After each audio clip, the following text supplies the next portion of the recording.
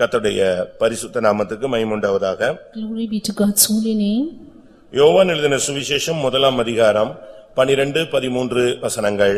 Let us turn to John the Gospel chapter 1 verses 12 and 13. அவருடைய நாமத்தின் மேல் விசுவாசம் உள்ளவர்களாய் அவரை ஏற்றுக்கொண்டவர்கள் எத்தனை பேர்களோ அத்தனை பேர்களும் தேவனுடைய பிள்ளைகளாகும்படி அவர்களுக்கு அதிகாரம் கொடுத்தார். அவர்கள் இரத்தத்தினாலாவது மாம்ச சித்தத்தினாலாவது புருஷனுடைய சித்தத்தினாலாவது பிறவாமல் தேவனாலே பிறந்தவர்கள். கர்த்தருடைய பரிசுத்த நாமத்துக்கு மகிமை உண்டாவதாக. Glory be to God's holy name.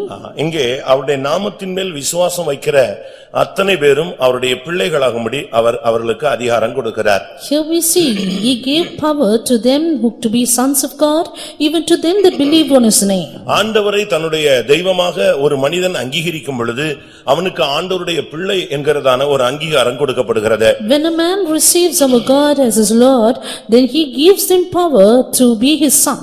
எப்பொழுது ஆண்டவருடைய பிள்ளை என்கிற ஒரு அதிகாரம் அவனுக்கு கிடைக்கிறதோ அதிலிருந்து அவன் தேவனால் பிறந்தவன் என்று ஏற்றுக்கொள்ளப்படுகிறான். The time the man gets the power to become the son of God, he is accepted as born of God. எவர்கள் தேவனுடைய பிள்ளைகளாகும்படி அவர்களுக்கு அதிகாரம் கொடுத்தாரோ அவர்கள் இரத்தத்தினாலாவது மாம்ச சித்தத்தினாலாவது புருஷ சித்தத்தினாலாவது பிறவாமல் தேவனால் பிறந்தவர்கள். To those who he gave power to become the sons of God, they were not born of blood or of the will of flesh nor of the will of man but of God. ஆன்மீகத்திலே பிறப்பு மிகவும் முக்கியம். In spirituality, birth is important. உலகத்திலும் கூட பிறப்பு ரொம்ப முக்கியம். Even in the world it is. உலகத்தில் ஒரு குடும்பத்தில் பிறந்தால் கடைசி வரை அந்த குடும்பத்தோடு நீ சேர்ந்தவன் தான் என்றுதான் அங்கீகரிக்கப்படுவாய். In the world, once you are born in a family, you will be recognized as one of that family. ஒரு நாட்டில் பிறந்தால் அந்த நாட்டு தான் கடைசி வரைக்கும் உனக்கு உன்னுடைய சிட்டிசன்ஷிப் அதுவா இருக்கும். நீ இன்னொரு நாட்டுல போய் தங்கி இருந்தாலும் அங்க என்னெல்லாம் நீ வாங்கினாலும் இந்தியா வம்சாவளி தான் உன்னை அழைப்பார்கள். You being born in a country, you being born in India, to whichever country you may go, you will be only referred as the citizen of India. அதுபோல இங்கே நாம் பார்க்கும் பொழுது மாம்ச சித்தத்தினாலாவது புருஷ சித்தத்தினாலாவது இல்லாவிட்டால் சுய சித்தத்தினாலாவது இன்றைக்கு உலகத்துல நாம் பிறக்கிறோம். It is like that today we are born in this world of the will of the flesh or of the will of man. ஆனால் எப்பொழுது நாம் ஆண்டவரை தெய்வமாக ஏற்றுக்கொள்கிறோமோ அப்பொழுது நாம் தேவனுக்கு பிறந்தவர்களாக மாறுகிறோம். But the time we accept God as our God, we become born of God. இன்றைக்கு உலகத்துல ஒரு பிரச்சனைன்னு வந்துட்டா ரொம்ப டென்ஷன் ஆயிட்டாங்கன்னா அவங்க ஒரு வார்த்தையை யூஸ் பண்ணுவாங்க. Today when the people are in high tension in this world in a problem, கொச்சையா பேச ஆரம்பிச்சிடுவாங்க. they start to use the word. நீ எவனுக்கு பிறந்த அப்படினு கேட்பாங்க. To whom are you born? நான் அத கொஞ்சம் டீசன்ட்டா நீ யாருக்கு பிறந்தாய்னு கேக்குறேன். And I will ask in a decent manner, to whom were you born? நீங்க யாருக்கு பிறந்தவங்கங்கறதை இப்போ ஒரு வேத வசனத்தின்ல நம்ம டிஎன்ஏல இப்ப கண்டுபிடிச்சிடலாம். But now in detail we can find from the word of God to whom we are born. உலகத்துல சிலருக்குலாம் பிறப்புல சந்தேகங்கள் இருக்கிறது. And some have doubts about their birth in this world. சமீப காலம் வரை ஒரு எம்பி வந்து தனக்கு பிறந்த பிள்ளைய யாருனே தெரியாதுன்னு சொல்லிக்கிட்டே வந்தாரு. Recently an MP said, I don't know who my son or child is. ஆனா அந்த தாயும் பிள்ளையும் இது இவருக்கு தான் பிறந்ததுன்னு சொல்லிட்டே வந்தாங்க. But the mother and child kept on saying, we were born, this child was born to him.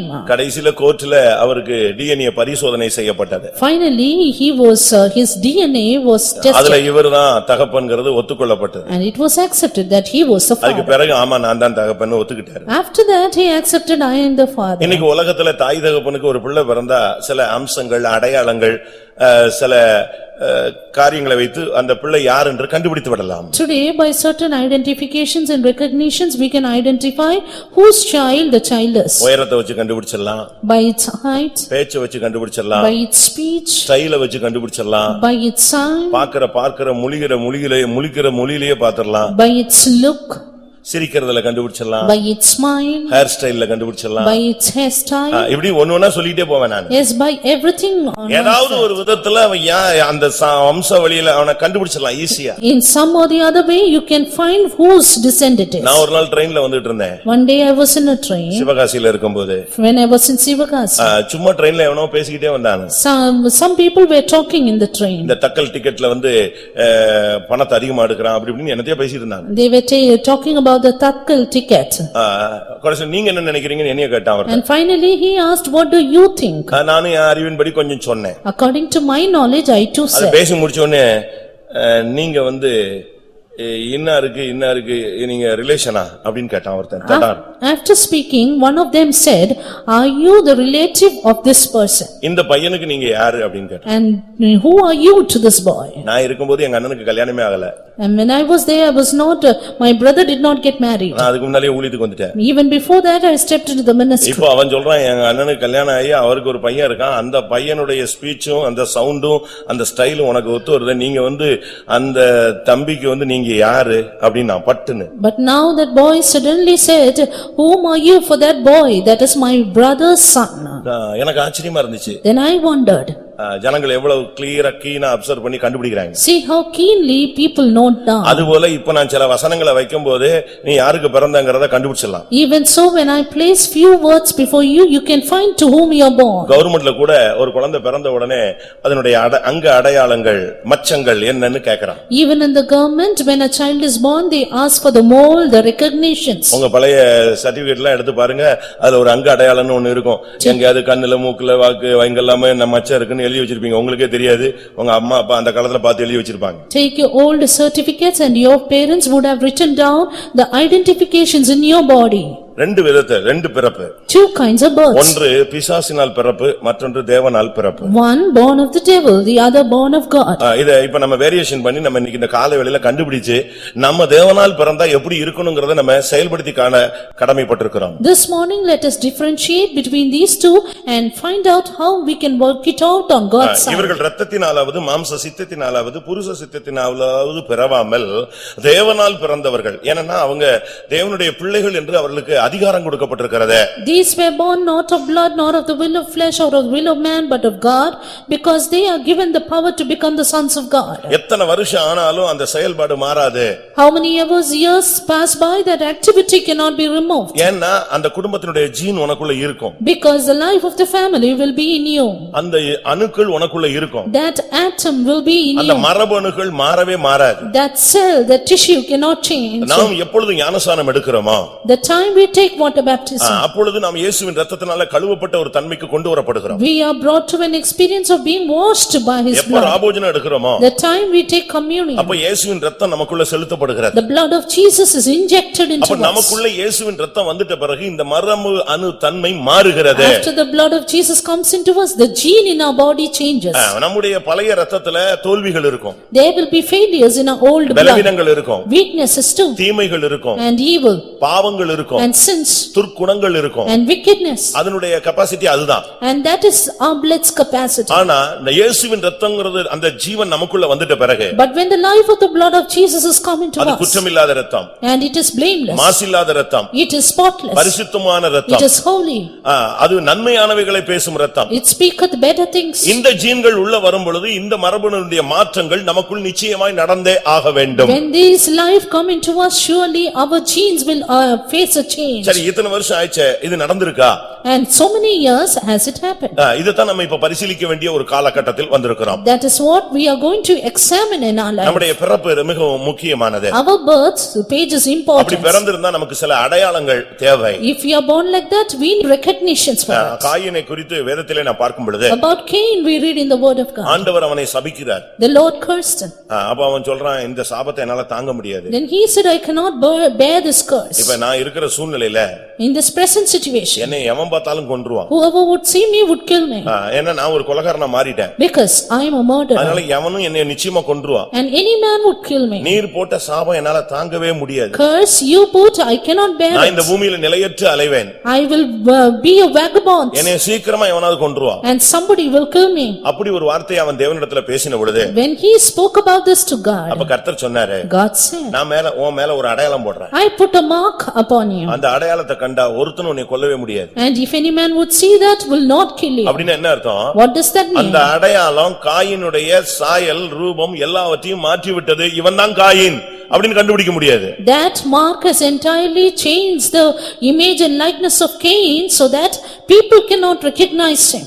ஆதியாகமம் 4ஆம் அதிகாரத்துல பார்க்கும் பொழுது, Genesis chapter 4, அங்கே 15ஆம் வசனத்துல, verse 15. அவனை கொன்று போடாது எவனும், அவனை கண்டுபிடிக்கிற எவனும் அவனை கொன்று போடாதபடிக்கு கர்த்தர் அவன் மேல் ஒரு அடையாளத்தை போட்டார். And the Lord set a mark upon Cain, lest any finding him should kill him. இத வச்சுதான் அவன் தப்பிக்கிட்டே போனான். It is with this he escaped. நீங்க பாருங்க, நான் இல்ல, See, I'm not. அடையாளத்தை காட்டுவான், நான் இல்ல, He அது will அவன் show வேற. அதே போல நமக்கு இப்பொழுது உள்ள அடையாளம் என்ன? And so like that, what is the mark today? இன்னைக்கு நமக்குள்ள அடையாளம் பரிசுத்த ஆவிதான் நம்முடைய அடையாளம். Our mark is the sign of the Holy Ghost. இந்த அடையாளம் இருக்கும்போது ஒண்ணுமே பண்ண முடியாது. When this is upon us, none can harm us. முதலாவது நாம் யாருக்கு பிறந்தோம் என்பதை நிச்சயித்துக் கொள்ள வேண்டிய ஒரு நேரம். First of all, we have to assure to whom we are born. ஒரு சிலர்லாம் பிள்ளைகளை பெற்றுவிட்டு விட்டுட்டு ஓடி போயிடுறாங்க. Some give birth to the children and finally leaving them run away. சில பிள்ளைகளுக்கு தாய் தெரியும் தகப்பன் தெரியாது. Some children know their mother but not their father. இப்படி பல உலகத்துல பல சம்பவங்களை நாம் பார்க்கிறோம். Likewise, we see many incidents in the world. நம்முடைய சபையில கூட இப்படி ஒரு சம்பவம் நடந்தது. Even in one of our churches it happened. ஒரு பையன் ஒரு நல்ல பெரிய பையனா ஆயிட்டான். A boy grew big. அவங்க அப்பா டிஎம்கேல ஒரு பெரிய ஆளா இருந்தார். And his father was some great politician. அவங்க அம்மா கூட டிஎம்கேல பாதி செயல்படும். And even his mother was half involved in it. நல்ல வசதி. And good convenient people. ஆனா நம்ம கோயிலுக்கு அந்த அம்மா வரும், நல்ல வசதி, கார் எல்லாமே இருக்கு. The mother comes to a church, they have good conveniences. யாரோ ஒருத்தன் கிளப்பி விட்டுட்டான் அவனை. Somebody he indulged this boy. இந்த ஆளு உனக்கு அப்பா கிடையாது. He urged this boy saying, this is not your father. கொதிச்சு போயிட்டான் அந்த பையன். And finally he boiled up. நேரா வீட்டுக்கு போய் ஒரு கத்தி எடுத்துட்டு அவங்க அம்மா முன்னால போய் நின்னுட்டான். Straight went to home, took a knife. இந்த ஆளு யாருன்னு இப்ப சொல்லு. Who is this man? ஆடி போயிடுச்சு அந்த அம்மா. And this mother was shaken up. திருப்பி உடனே ஒரு பாஸ்டருக்கு போன போட்டு இவன் இப்படி கத்தி எடுத்து நிக்கறான், என்ன பண்ணனே தெரியல. And finally the mother called up the pastor and said he is taking the knife and standing. ஆனா அதான் உண்மை. But that is the truth. அந்த அப்பா கிடையாது. And his father was not the genuine one. வேற ஆள் தான் அப்பா. He was altogether different.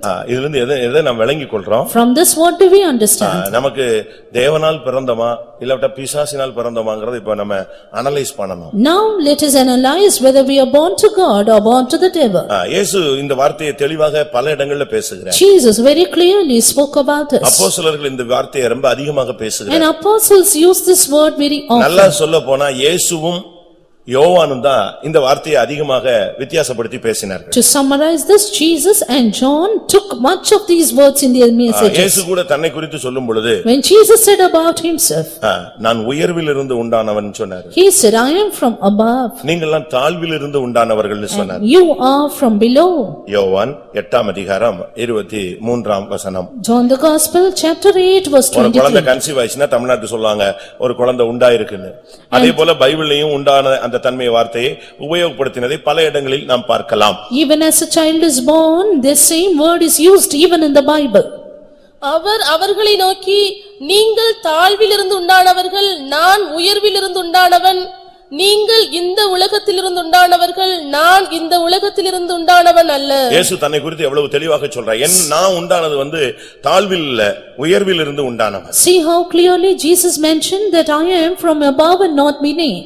இப்படி நம் வேதத்துல சில வார்த்தைகளை தெளிவாக விளங்கிக் கொள்ள முடியும். Likewise clearly we understand certain words from the Bible. காயினை குறித்து வேதத்திலே பார்க்கும் பொழுது About Cain we read in the word of God. அவன் பிறந்த பொழுது தேவனால் ஒரு பிள்ளையை பெற்றேன் என்று அந்த தாய் சொல்லுகிறார். That when he was born, the mother said, I beget from the Lord. ஆனால் அவனுடைய செயல்பாடுகள் தீங்காக அமைந்த பொழுது But when his activities were wrong, 1 யோவான் 3:12 பார்க்கும் பொழுது we read in 1 John 3:12. Coin பொல்லாங்கினால் உண்டாயிருந்து பொல்லாங்கானவைகளை செய்து தன் சகோதரனை கொன்று போட்டான் என்று வேதம் சொல்லுகிறது. The word of God says Cain was of that wicked one and slew his brother. அப்ப இதிலிருந்து என்ன விளங்கிக் கொள்றோம்? From this what do we understand? பொல்லாங்கனால் உண்டானவர்கள் இருக்கிறார்கள், தாழ்விலிருந்து உண்டானவர்கள் இருக்கிறார்கள். There are the people who are of the wicked one, who are of beneath. பொல்லாங்கனால் உண்டாயிருந்தால் நீ சகோதரனை பகைப்பாய். If you are of the wicked one, you will hate your brother. யோவான் 8ஆம் அதிகாரம் 44ஆம் வசனத்தை பார்க்கும் பொழுது Turning to John the Gospel 8:44. நீங்கள் உங்கள் பிதாவாகிய பிசாசினால் உண்டானவர்கள். நீங்கள் உங்கள் பிதாவாகிய பிசாசினால் உண்டானவர்கள் என்று இயேசு பேசுகிறார். Jesus said, Ye are of your father the devil. நீங்கள் பிசாசினால் உண்டானவர்கள். Ye are of the devil. நீங்கள் தாழ்விலிருந்து உண்டானவர்கள். Ye are of beneath. நீ பொல்லாங்கனால் உண்டாயிருந்தவன். Ye are of the wicked one. இவைகள் எந்த அடிப்படையில் இயேசு சொல்லுகிற வார்த்தைகள்? On what basis did Jesus say this? அவருடைய பிறப்பின் தன்மையில் உள்ள அந்த செயல்பாடுகளில் உள்ள குறைபாடுகள். And what are the lackings in the activities of their births. ஒரு தேவனுடைய பிள்ளை இந்த சபையில பிறந்தான் சொன்னா தேவனால் பிறந்தவன் அவன் எப்படி வாழ வேண்டும் என்பதை நாம் விளங்கணும், என்ன அடையாளம் என்பதை நாம் புரிந்து கொள்ள வேண்டியது அவசியம். If a child of God is born of God in this church, then he need to know the activities of his life and the way of his life. நீங்க சரியான விதத்துல தேவனால் பிறந்தவர்களா இந்த சபையில் இருங்கள்.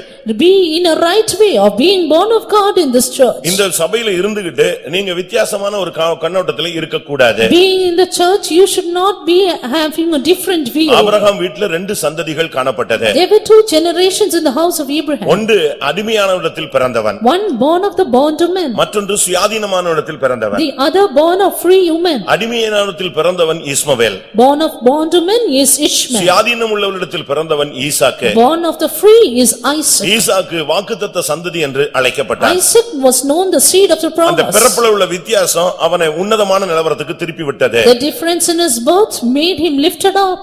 அதனால நம்முடைய ஆவிக்குரிய பிறப்பு மிகவும் முக்கியமானது. Therefore our spiritual life matters much. நீங்க பெண்டிகாஸ்ட் சர்ச்சில் நீங்க இருக்கலாம். You may be in the Pentecostal church. இந்த சர்ச்சுக்காக நீங்கள் எவ்வளவோ தியாகம் பண்ணலாம். You may make a lot of sacrifice. எவ்வளவோ நாம் காணிக்கைகளை கொடுக்கலாம். And give a lot of offerings. மற்ற சபைகளை காட்டிலும் நம்ம அதிகமாக காணிக்கை தசமம் என்று அதிகமாக கொடுக்கிறோம். We pay much of tithes and offerings rather than other churches. அதிகமான விதத்தில் நாம் நம்மை இதற்குள்ள உட்படுத்திக் கொள்கிறோம். Yes, we indulge ourselves much more than other fellowships. அது தவறல்ல. That isn't wrong. ஆனா இவைகளுக்கு அப்பால் உன்னுடைய பிறப்பு மிகவும் முக்கியமானது. But beyond that, your birth is what matters greatly. இன்னைக்கு நம்முடைய பிறப்பை குறித்து தான் நாம் விளங்கிக் கொள்ள வேண்டியது அவசியம். Today we need to understand about our birth. தேவனால் பிறந்தால் உனக்கு 7 அடையாளம் இருக்கும். If you are born of God, you will have 7 அத நான் identifications. இப்பொழுது உங்களுக்கு முன்பாக வைக்க விரும்புகிறேன். Let me place that before you right now. எப்படி உலக பிரகாரமா ஒரு பிள்ளை பிறந்ததுக்கு சில அடையாளங்களை சொல்றாங்களோ, As to how they identify the child born in this world. பொண்ணு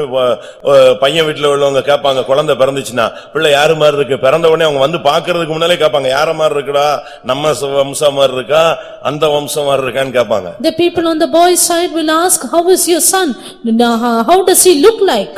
அப்படிதானே கேட்பாங்களா இல்லையா? கேட்பாங்க, கட்டாயம் கேட்பாங்க. They will surely ask. அப்படியே உரிச்சு வச்ச மாதிரி அந்த சைடு மாதிரி போயிடுச்சே அப்படிமா. And they will say he represents that side. இப்படிலாம் நமக்கு எல்லாரும் பேசுறது நம்ம சபையிலே பாதி பேர் அப்படி தான் பேசுறாங்க. Yes, half of the people in our church itself speak like that. நான் என்ன சொல்றேன், இந்த சபையில நீ பிறந்துட்ட, உன் சாயல் எப்படி இருக்கு? You are born in this church, but how is your likeness? எப்படி இருக்கு? How is your speech? உன் பழக்கம் எப்படி இருக்கு? How is your habits? நீ எந்த சைடு, லெஃப்டா ரைட்டான்னு இப்ப கண்டுபிடிக்கணும். And now find out to which side you belong to. அதுதான் இப்ப நம்ம தேவவேத வசனத்துல நம்ம நிதானிக்க வேண்டிய ஒரு காலம். That is what we are going to discern from the word of God. இன்னைக்கு अनेகருக்குள்ள இந்த அடையாளங்கள் இல்ல. Today many do not have these identifications. தேவனே பிறக்கும்போது இப்படிப்பட்ட அடையாளங்களை நமக்குள்ள கொண்டு வர்றார். Being born of God, we are recognized by these identifications. இயேசுவை பார்த்தா Looking at Jesus, சாயலே கண்டுபிடிக்க முடியலையா? they could not find out his likeness. மரியாளையும் காணோம், யோசேப்பையும் காணோம். Mary was not, Joseph was not in his ஆனா likeness. ரொம்ப அழகா இருக்கார். 10000களில் சிறந்தவர், வெண்மையும் சிவப்புமானவர். But he was fairer than 10,000, he was white and ruddy. சரித்திர ஆசிரியன் சொல்றான், ஒரு ட்ரிப் அவரை பார்த்துட்டான்னா அப்படி பின்னாலே போயிட்டே இருப்பானா. Historians say once you see him, you will be behind him. அப்படி ஈர்ப்பு சக்தி. Such an attractive ஒருத்தனை power. அப்படி பார்த்துட்டாருன்னா, அவன் அவரை நேரடியா பார்த்துட்டான்னா, அதுக்கு பிறகு பிசினஸ், மனைவி, பிள்ளை, வீடு, ஆடு, மாடு, தோட்டம், துறவு ஒண்ணுமே அவன் சிந்தையில வராது. அவன் மைண்ட் ஃபுல்லா இவர் பின்னாலேயே போயிட்டு இருப்பான். Once he has a direct look toward a man, he will be behind him and he will forsake his family and everything that he has.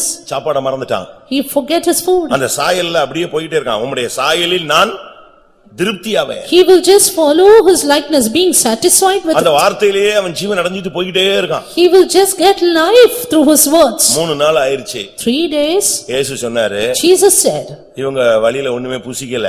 they had not eaten on the way. அவனுக்கு இப்ப பசி வரல. And they are not still hungry. ஏன்னா வார்த்தையில பலன் அடைஞ்சிட்டே வந்துட்டு இருக்கான். Because they are made strong by my word. But இவனை இப்படி இழுத்துட்டே போக முடியாது. But I cannot drag them all the way. அவனை எல்லாரும் வீட்டுக்கு அனுப்பு. Send them home. போகட்டும். Let them go. ஆனா போகிற வழியில இவன் சோர்ந்து போயிடக்கூடாது. அதனால போஜனம் கொடுத்து அனுப்பி. 3 நாள் கழிச்சு அவனும் போஜனத்தை மறந்துட்டான், இவரும் போஜனத்தை மறந்துட்டாரு, எல்லாத்தையும் மறந்துட்டான். ஏன்னா அந்த ஈர்ப்பு சக்தி. But give them food that they may not faint on the way. But 3 days they forgot the food because of that attractive power. அந்த தேவனுடைய சாயல் அவருக்குள்ள இருந்தது. That likeness of God was in Jesus. அந்த மனதுருக்கம், That compassion, அந்த கனிவுடைய வார்த்தைகள், that kind word, அவருடைய பார்வை, this look. அவருடைய திரும்பி பார்த்தாருன்னா ஒருத்தன் அப்படியே உடைஞ்சு நொறுங்கி போயிடுவான். If he would turn and see, one would break his heart. அங்க அரண்மனையில் அடிபடுகிறார். And he was beaten in the palace. பயங்கரமான வேதனைக்குள்ள போய் கொண்டிருக்கிறார். He was in terrible pain. பேதுரு மறுதலிக்கிறான். Peter denied. இரண்டாவது நேரம் மறுதலிக்கிறான். The second time denied. மூணாவது நேரம் மறுதலிக்கிறான். Denied thrice. மறுதலிச்ச உடனே அந்த சேவல் கூவிருச்சு. And the cock crew. அந்த சவுண்ட கேட்ட உடனே இவனுக்கு பழையதெல்லாம் ஞாபகத்துக்கு வந்துருச்சு. Soon he came to remember the old things. நம்மள இப்படி சொன்னாரேன்னு. He said like this. டக்குன்னு அவரை திரும்பி பார்க்கறான். Jesus turned back. அவர் என்ன கண்டிஷன்ல இருக்காரு? And in what condition Peter was? அவர் அவனை பார்த்து கொண்டிருந்தார். He looked at him. அவருக்கு சிலுவையில அந்த அவனுங்க அடிக்கிறது, கன்னத்துல அடிக்கிறது, முள்முடி சுட்டுறதெல்லாம் இல்ல. இவன் மறுதலிக்கிறானேன்னு அவனை பார்த்துக்கிட்டே இருந்தார். இவன் திரும்பி அவரை பார்த்தான். அப்படியே வெளியே ஓடினவன் அந்த ஒரே பார்வையில வெளியே ஓடி மனம் கசந்து நொறுங்கி ஓன்னு அழுதுட்டான். ஒரு பார்வை. Jesus was not worried about his pain, but he was all the time worried about Peter and turned back and looked once and Peter fled away and wept bitterly. ஒன்னு நீ அவரை நோக்கி ஒரு விசை பார், இல்லாவிட்டா அவர் ஒரு விசை உன்னை பார்க்க இடம் கொடு. Either you look at him once or give place that he may look at you. உன் வாழ்க்கையே மாறிடும். Your life will change. நீ தேவனால் பிறந்தவனா இருந்தால் அந்த காரியம் உனக்குள்ள நடக்கும். If you are born of God, this thing will take place. முதல் அடையாளம். First sign. 1 யோவான் 2ஆம் அதிகாரம் 29ஆம் வசனம். 1 John chapter 2 verse 29. அவர் நீதியுள்ளவராய் இருக்கிறார் என்று உங்களுக்கு தெரிந்திருப்பதினால் நீதியை செய்கிறவன் எவனும் அவரில் பிறந்தவன் என்று அறிந்திருக்கிறீர்கள். நீதியை செய்கிற எவனும் அவரால் பிறந்திருக்கிறான். Everyone that doeth righteousness is born of him. நீ பிள்ளையாகும்படி உனக்கு விசுவாசத்தின்படி கர்த்தர் அதிகாரம் கொடுத்து விட்டார். That you may be his son, God has given you power through faith. ஆனா நீ தேவனுடைய பிள்ளைங்கிறதுக்கு அடையாளம் என்ன? But what is the recognition that you are the son? நீதியை செய்கிற எவனும் அவரில் பிறந்திருக்கிறான். Everyone that doeth righteousness is born of him. நீ தேவனால் பிறந்தேன்னு சொன்னா முதல்ல நீ நீதியை செய்யணும். If you are born, do righteousness. அது என்ன நீதியை செய்வது? What is that committing righteousness? மத்தேயு 3:15 பார்க்கும் பொழுது Turning to Matthew 3:15. இப்பொழுது இடங்கொடு இவ்விதமாய் எல்லா நீதியும் நிறைவேற்றுவது நமக்கு ஏற்றது. Suffer it so now and so it becometh to fulfill all righteousness. ஞானசானத்தை காண்பிக்கிறது. It shows water baptism. சரியான ஞானசானத்தை நம்ம பயிற்சிவிக்க வேண்டும். We have to habituate the right water baptism. சரியான ஞானசானம் தான் உன்னுடைய பிறப்பினுடைய முதல் அடையாளம். It is the right water baptism which recognizes you as a son. சரியான அடையாளம் அதுதான். That is the right நீ identification. எப்ப ஞானசானம் எடுத்துட்டியோ அப்ப நீ தேவனால பிறந்தவன். The time you take water baptism, you are born of God. எப்ப ஞானசானம் எடுத்துட்டியோ When you take water அதுக்கு baptism, பிறகு உன்னுடைய தேடுதல் பரலோக ராஜ்யத்துக்குரியதாய் மாறணும். then you will all the time keep seeking kingdom of heaven. அதுதான் உன்னுடைய தேடுதல் நாடுதல். அதுக்கு பிறகு இந்த உலகத்துக்குரியது ஒன்று இருக்காது. That should be your affection, that should be your seeking after. மத்தேயு 6:33 நாம் பார்க்கும் பொழுது Matthew 6:33. தேவனுடைய ராஜ்யம் புசிப்பும் குடிப்பும் அல்ல. The kingdom of God is not. முதலாவது நீங்கள் தேவனுடைய ராஜ்யத்தையும் அது நீதியையும் தேடுங்கள். Seek ye the kingdom of God and his righteousness first. ஒரு நீதினா தேவனுடைய ராஜ்யத்தை நீ தேடணும். You have to seek the kingdom of God. நீதியை செய்கிற எவனும் தேவனால் பிறந்தவன். Everyone that doeth righteousness is born of God. இன்னைக்கு நம்மில் எத்தனை பேர் நீதி செய்கிறோம்? Today how many of us do righteousness? ஆவிக்குரிய ஜீவிதத்துல வந்துட்ட பிறகு After coming to spiritual life, சரியான ஞானசானத்துக்கு கீழ்ப்படியுங்க. you should obey the right water baptism. ஞானசானத்துல எந்த குறைபாடும் வரக்கூடாது. There should be no shortcoming in your water baptism. நான் தர்மபுரி பகுதியில் இருந்தபோது When I was in Dharmapuri, அங்க ஒரு வீட்ல ஒரு பிரேயர் நடந்தது. there was a prayer in a house. அது ஒரு ஏஜி சர்ச்சில் உள்ள ஒரு பையன் வந்தான். And a boy from AG church came there. நான் அவன்கிட்ட கேட்டேன், தம்பி நீங்க ஞானசானம் எடுத்துட்டியா? I asked him, brother, are you baptized? இல்ல இன்னும் எடுக்கல. He said, not yet. ஏன் ஏஜில எடுக்கலாமே? No, you could have taken in AG. எடு, அதுல கூட எடு, பரவாயில்ல. You can take there. தப்பு கிடையாது. It's not wrong. நீ எடு. You go and take. இல்ல நான் இப்ப எடுக்கிற மாதிரி இல்ல. No, I am not in a position to take. ஏன் கேட்டேன். Why? எந்த பாஸ்டரும் சரியில்லை, எவனுமே சரியில்லை. None of the pastors are right, he said. இது அருமையான பதில். This is a good answer. அப்ப நான் சொன்னேன் உனக்கு யார் நல்லவங்கன்னு பார்த்து அங்க போய் வேற சபையில போயிடு. Then I told him, see the right one and go and take there. நானும் 4-5 இடத்துக்கு போய் பார்த்தேன், எல்லார பத்தி எவ்வளவோ ரிப்போர்ட் சொல்றாங்க. I went to 4 or 5 places, but there are evil reports of everyone. நான் சொன்னேன், நீ இப்படி தெருவா சுத்திட்டே இருந்தேன்னா சாகர வரைக்கும் ஒருத்தனும் உனக்கு நல்லவனா தெரிய மாட்டான், நீ சாகர வரைக்கும் ஞானஸ்நானம் எடுக்க முடியாது. I said, if you go and roam in streets like this, you cannot take water baptism till the end. அப்ப என்ன செய்யறதுன்னா, Then what to do here? இயேசுவே கீழ்ப்படிஞ்சு யோவான் சானகன் மனுஷன் அவன் கையில அவர் ஞானஸ்நானம் எடுத்துட்டாரு. இதுல போய் நீ இப்ப ஆளை தேடிட்டு அலையாத, சத்தியத்துக்கு மட்டும் தேடு. Jesus himself, he was God, but he sought for John the Baptist who was man to be baptized. சத்தியத்தின்படி எங்க ஞானஸ்நானம் கொடுக்கறானோ அங்க எடு. Wherever water baptism is given according to the truth, go take it. ஆனா ஒண்ணு. But one thing. இப்ப நீ இந்த கேள்வியை கேட்டுட்ட, எவனும் சரியில்லை, அதனால எவன் கையிலயும் எடுக்கிறதுக்கு ரெடி இல்லன்னு. And you said, no one is right, therefore I don't want to take with இனி anyone. அடுத்த சந்ததி இதே மாதிரி தான் ஸ்பீட்ல வரும். Even the next generation will be in the same speed. சரியா இருக்கிற ஆள்கிட்ட தான் எடுக்கணுமா. I should take only with the right person. என்ன பண்ணு? Then what will இந்த do? உன் கேள்விக்கு பதில் கொடுக்க முடியாத, உன்னை மாதிரியே கேள்வி கேட்கிறவனுக்கு பதில் கொடுக்க முடியாத நீ ஊழியத்துக்கு வந்துரு. To give the answer to such a person, you come into the ministry. அடுத்து நீ செய்ய வேண்டியது என்ன? The next thing you ought to do, எவனும் குற்றம் சாட்ட முடியாத ஒரு பாஸ்டரா நீ மாற வேண்டும். you should become a pastor whom no man can ஏன்னா இன்னைக்கு blame. உள்ள கேள்வி நீ உன் மண்டையில உதிச்ச கேள்வி இனிமே உள்ள சந்ததிக்கு ரொம்ப உதிக்கும். அப்படி ஒருத்தன் தேடும்போது நீ ஒரு நல்ல பாஸ்டர் இருக்கறன்னு சொல்லி உன்கிட்ட வந்து எடுப்பான். Because the question that happened to come into your mind will come into the future generation, and when they come seeking, you should be the right pastor. அதோட அவன் ஆஃப் ஆகி போயிட்டான். With that, he was put off. முதல்ல நீ வந்து இயேசுவே ஞானஸ்நானம் எடுக்கும்போது நீ பெரிய கதையெல்லாம் பேச வேண்டிய அவசியம் கிடையாது. Jesus himself took water baptism with a man, and you need not speak a story. பிதா குமாரன் பரிசுத்த ஆவி நாமத்திலே எடு. Take in the name of the Father, Son and Holy Ghost. முழுக்க ஞானஸ்நானம் எடு. Take immersion baptism. அபிஷேகம் பெற்ற ஒரு நல்ல ஊழியக்காரன் கையில எடு. In the hand of a spirit baptized one. இந்த மூணு நிறைவேற்றதுக்கு உனக்கு சக்தி இருந்தா உடனே கீழ்ப்படிஞ்சிரு. If you can fulfill all the three, soon obey.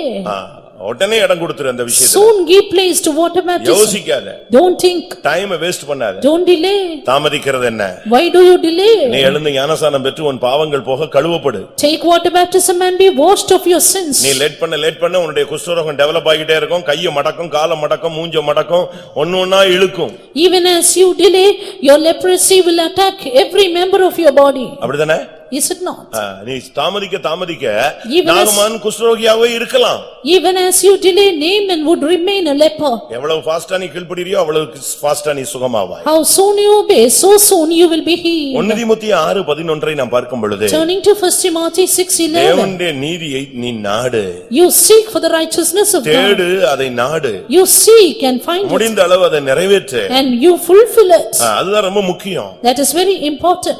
நீதி என்பது ஞானஸ்நானத்தோட நின்றது அல்ல. Righteousness does not stop with water அது ஒரு baptism. Life style. It is a life. அதனால தான் வேதம் என்ன சொல்லுகிறது? Therefore, what is the word of God? வெளிப்படுத்தல் 22:17 சொல்லி இருக்கிறது, நீதி உள்ளவன் இன்னும் நீதி செய்யட்டும். Revelation 22:11 says, he that is righteous, let him be righteous ஞானஸ்நானத்தோட too. நீதி முடிகிறது அல்ல.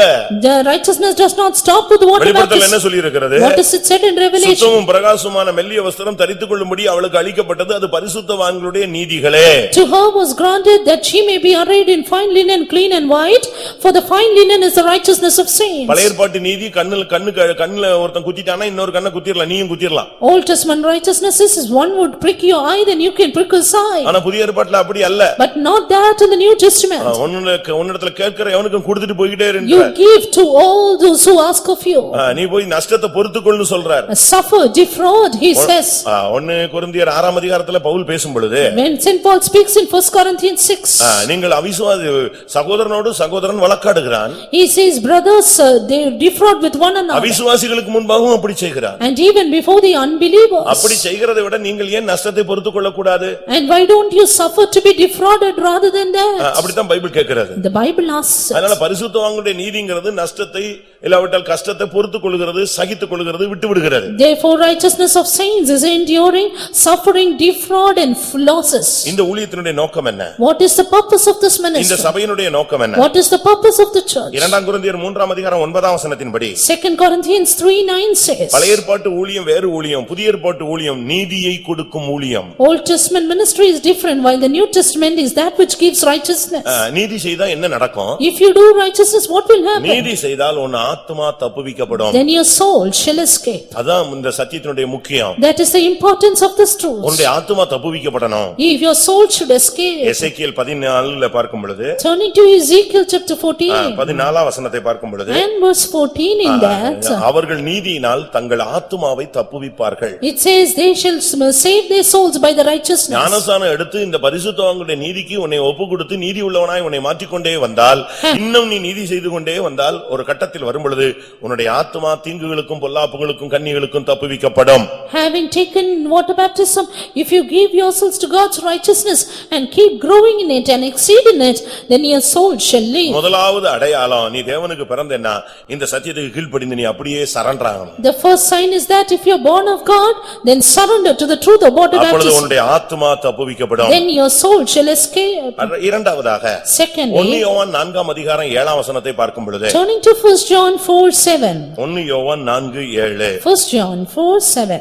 பிரியமானவர்களே, ஒருவரில் ஒருவர் அன்பாயிருக்க கடவோம், ஏனெனில் அன்பு தேவனால் உண்டாயிருக்கிறது. அன்புள்ள எவனும் தேவனால் பிறந்து அவரை அறிந்திருக்கிறான். அன்புள்ள எவனும் தேவனால் பிறந்தவன். Everyone that hath love is born of God. அன்புன்னா சிரிக்கிறது, பேசுறது, லெட்டர் கொடுக்கிறது, மெசேஜ் கொடுக்கிறது அல்ல. Love is not just messaging and speaking and sending letters. அது தவறான ஒரு அன்பு, உலக மாமிசீக அன்பு. That is a carnal love. அந்த அன்பை வச்சு நம்ம ஒண்ணுமே செயல்படுத்த முடியாது. With that we cannot work out anything. அந்த அன்பு சூழ்நிலையில ட்ரிப் ஆயிடும். That love will trip in situations. பின்வாங்கிடும். It will backslide. அது உன்னை காட்டி கொடுத்துரும். It will point you out. இப்ப பாருங்க, ஒரு பையனும் பொண்ணும் ஓடி போயிடுறாங்க. A boy and a girl, they flee away. உலகத்தை சொல்றேன். In the world. திருப்பி கூப்பிட்டு பேரண்ட்ஸ் கூப்பிட்ட உடனே இந்த பொண்ணு அது பாட்டு போயிடுது, இவன் மெண்டல் ஆகி போயிடுறான். When the parents they call them back, the girl goes in its way and he becomes lunatic. அந்த அன்புக்கு லிமிட் தான் இருந்துச்சு. That love has limit. இதுதான் உலக அன்பு. This is worldly love. அது வஞ்சிக்கும். It will deceive. ஏமாத்தும். It will deceive. உன்னை அப்படியே பாதாளத்துல இருந்து கொண்டு போய் விட்டுட்டு It போய்டும். will land you up into hell. நீ அழுதாலும் செத்தாலும் ஒண்ணுமே கண்டுக்காது. You die or you are grieved, nothing will happen. Parents போய் போலீஸ் ஸ்டேஷன்ல என் பக்கத்துல வந்துருமானா வரவே மாட்டேன்னு போய்கிட்டே இருக்க. அப்ப நீ இவ்வளவு நாள் பெத்து வளர்த்து அதுக்கு ஃபீஸ் கட்டி டியூஷன் வச்சு அதை தூக்கி சீராட்டி என்னெல்லாமோ பண்ணீங்க, எல்லாம் waste. And parents report to the police station and they are on the side of that girl. And so much growing them up is all in waste. அதனால இயேசு சொன்னார், தன் தகப்பனையாவது தாயையாவது பிள்ளைகளையாவது புருஷனையாவது எல்லாவற்றையும் என்னிலும் அதிகமா எதையாவது நேசிச்சிட்டானா அவன் எனக்கு பாத்திரன் அல்ல. That is why Jesus said, if any man loveth his father and mother and children and wife and sisters more than me, he cannot be my disciple. அன்புன்னா என்ன? What is love? நமக்கு கொடுக்கப்பட்ட அன்பு இல்ல நமக்கு போதிக்கிற அன்பை பத்தி உள்ள சக்தி என்ன? And what is that power in the love we teach? நீங்கலாம் அன்பை பத்தி ரொம்ப வலிஞ்சி கவிதை எல்லாம் எழுதிருப்பீங்க வாழ்க்கையில. And you would have written poems being filled with love. ஒரு கட்டம் வரும்போது எல்லாரும் இந்த கவிதை எழுத ஆரம்பிச்சிடுவாங்க, மெண்டல் ஆயிடுவாங்க. At one stage of worldly love they started writing poems. எல்லாரும் ஒரு கட்டத்துல கவிஞராகி திருப்பி தான் அமைதி ஆயிடுறாங்க. And then they become poets and again they come down. Bible சொல்லுகிற அன்பு என்ன? But what is the love Bible tells of? அத நீ பிராக்டீஸ் பண்ணி பாரு. Practice such a love. அன்பினுடைய உச்சகட்டம் என்ன தெரியுமா? And what is the peak of love? திரளான பாவங்களை அப்படியே மூடிரும். It covereth multitude of sins. வெளியவே விடாது அந்த பாவத்தை. அதாவது ஒரு புருஷனுடைய பாவமோ மனைவியினுடைய பாவமோ பிள்ளைகளுடைய பாவமோ எதையுமே அன்பு திரளான பாவங்களை 1 பேதுரு 4ஆம் அதிகாரம் 8ஆம் வசனத்தின் அடிப்படையில் வேதம் சொல்லுகிறது, அன்பு திரளான பாவங்களை மூடும். According to 1 Peter 4:8, the love covereth multitude of sins. It will cover all the blame upon others. Noah அழகான ஒரு பேழையை உண்டு பண்ணார். Noah created a beautiful ark. 300 முழம் நீளம், 300 feet high. 450 அடி நீளத்துல ஒரு பெரிய பேழையை உண்டு பண்ணி வச்சிட்டார். And 400 feet breadth he made an ark. எல்லாம் செஞ்சு முடிச்சாச்சு. And he finished everything. இப்போ வேலையை முடிவு பண்ணனும். And now he has to finish இப்போ it. மழை பெஞ்சா இந்த பேழை மிதக்கணும். If the rain comes, it should float. அதனால கடைசியா என்ன செஞ்சாரு? Therefore finally what did he do? இந்த பலகைக்கு கேப்புக்கு என்ன செஞ்சாரு? கீல் பூசினார். And he started to pitch within and without the boats. இந்த கீல் பூசினதுல தான் பேழை என்ன செய்ய போகுது? தண்ணி உள்ள வராம பாதுகாக்கப்படும். It is with that pitch that ark is preserved from water entering in. இதுக்கு பேரு தான் அன்பு. This is called love. இத வச்சு கரெக்ட்டா வச்சிட்டா பேல போயிட்டே இருக்கும். If you rightly set it up, the ark will flow. உங்க ஃபேமிலில இந்த அன்பை கொஞ்சம் பயன்படுத்தி பாருங்களேன். And try to habituate this love in your family. உங்களுடைய பேல அழகா மிதக்கும். And your ark will flow. மூழ்காது. It will not sink. அழிந்து போகாது. It will not be destroyed. கேவலப்பட மாட்ட. You will not be put to shame. நிந்தைக்குள் சிக்கிக்கொள்ள மாட்ட. நீ மேல போயிட்டே இருப்ப. You will not be reproached, but you will go high. நம்ம இந்த அன்பெல்லாம் சும்மா கொஞ்ச நேரம். Our love, this worldly love is for few minutes. உலக அன்பு அல்ல. Not the worldly love here. அதனால தான் இந்த உலக அன்பை வச்சுக்கிட்டு உன்னால ஒண்ணுமே செய்ய முடியலன்னா பரிசுத்த ஆவியின் மூலமாக தேவ அன்பு உங்கள் உள்ளங்களில் ஊற்றப்படுகிறது. It is because you can do nothing with the worldly love. The love of God is shed abroad in our hearts by the Holy Spirit. 1 கொரிந்தியர் 8:1 பார்க்கும் பொழுது Turning to 1 Corinthians 8:1. இந்த அன்பு பக்தி விருத்தியை உண்டாக்கும். This love edifieth. ஒரு சைடுல பாவத்தை மூடிடுது. On one side covers sin. இன்னொரு பக்கத்துல அப்படியே பக்தி விருத்தி உண்டாக்குறது. On the other side edifies. அதான் அந்த கீழ வச்சு பூசிட்டா அந்த பேள அழகா பேக்கப் ஆயிடுது. அதே நேரத்துல அது மேல மிதக்க ஆரம்பிச்சிருது. If once the ark is pitched, it will start to float and water will not come in. எங்க குடும்பம் ரொம்ப நல்லா இருந்துச்சு. My family was good. இத்தனை வருஷம் நல்லா இருந்துச்சு. So many years it was good. அதுக்கு பிறகு இந்த காலகட்டம் முழுசும் ரொம்ப மோசமா போயிடுச்சு. After that all the stages it went worse. நீங்க கண்டுபிடிச்சு பாருங்க. Find out. உன்னுடைய அன்பு நல்லா இருந்திருக்கும், இல்லாட்டா அவங்க கொடுத்த அன்பு நல்லா இருந்திருக்கும். அதுல மேனேஜ் ஆகி உன் லைஃப் போயிட்டு இருக்கும். ஆனா எப்ப இந்த அன்பு குறையுதோ அங்கதான் ஒன்றை கப்பல் மூழ்குது. Either when your love was good or his love was good, the family would have gone up, but when it came down it would have sunk. எப்ப இந்த அன்பு தனியுது? But when will this love come down? குழந்தை பிறந்த உடனேயா?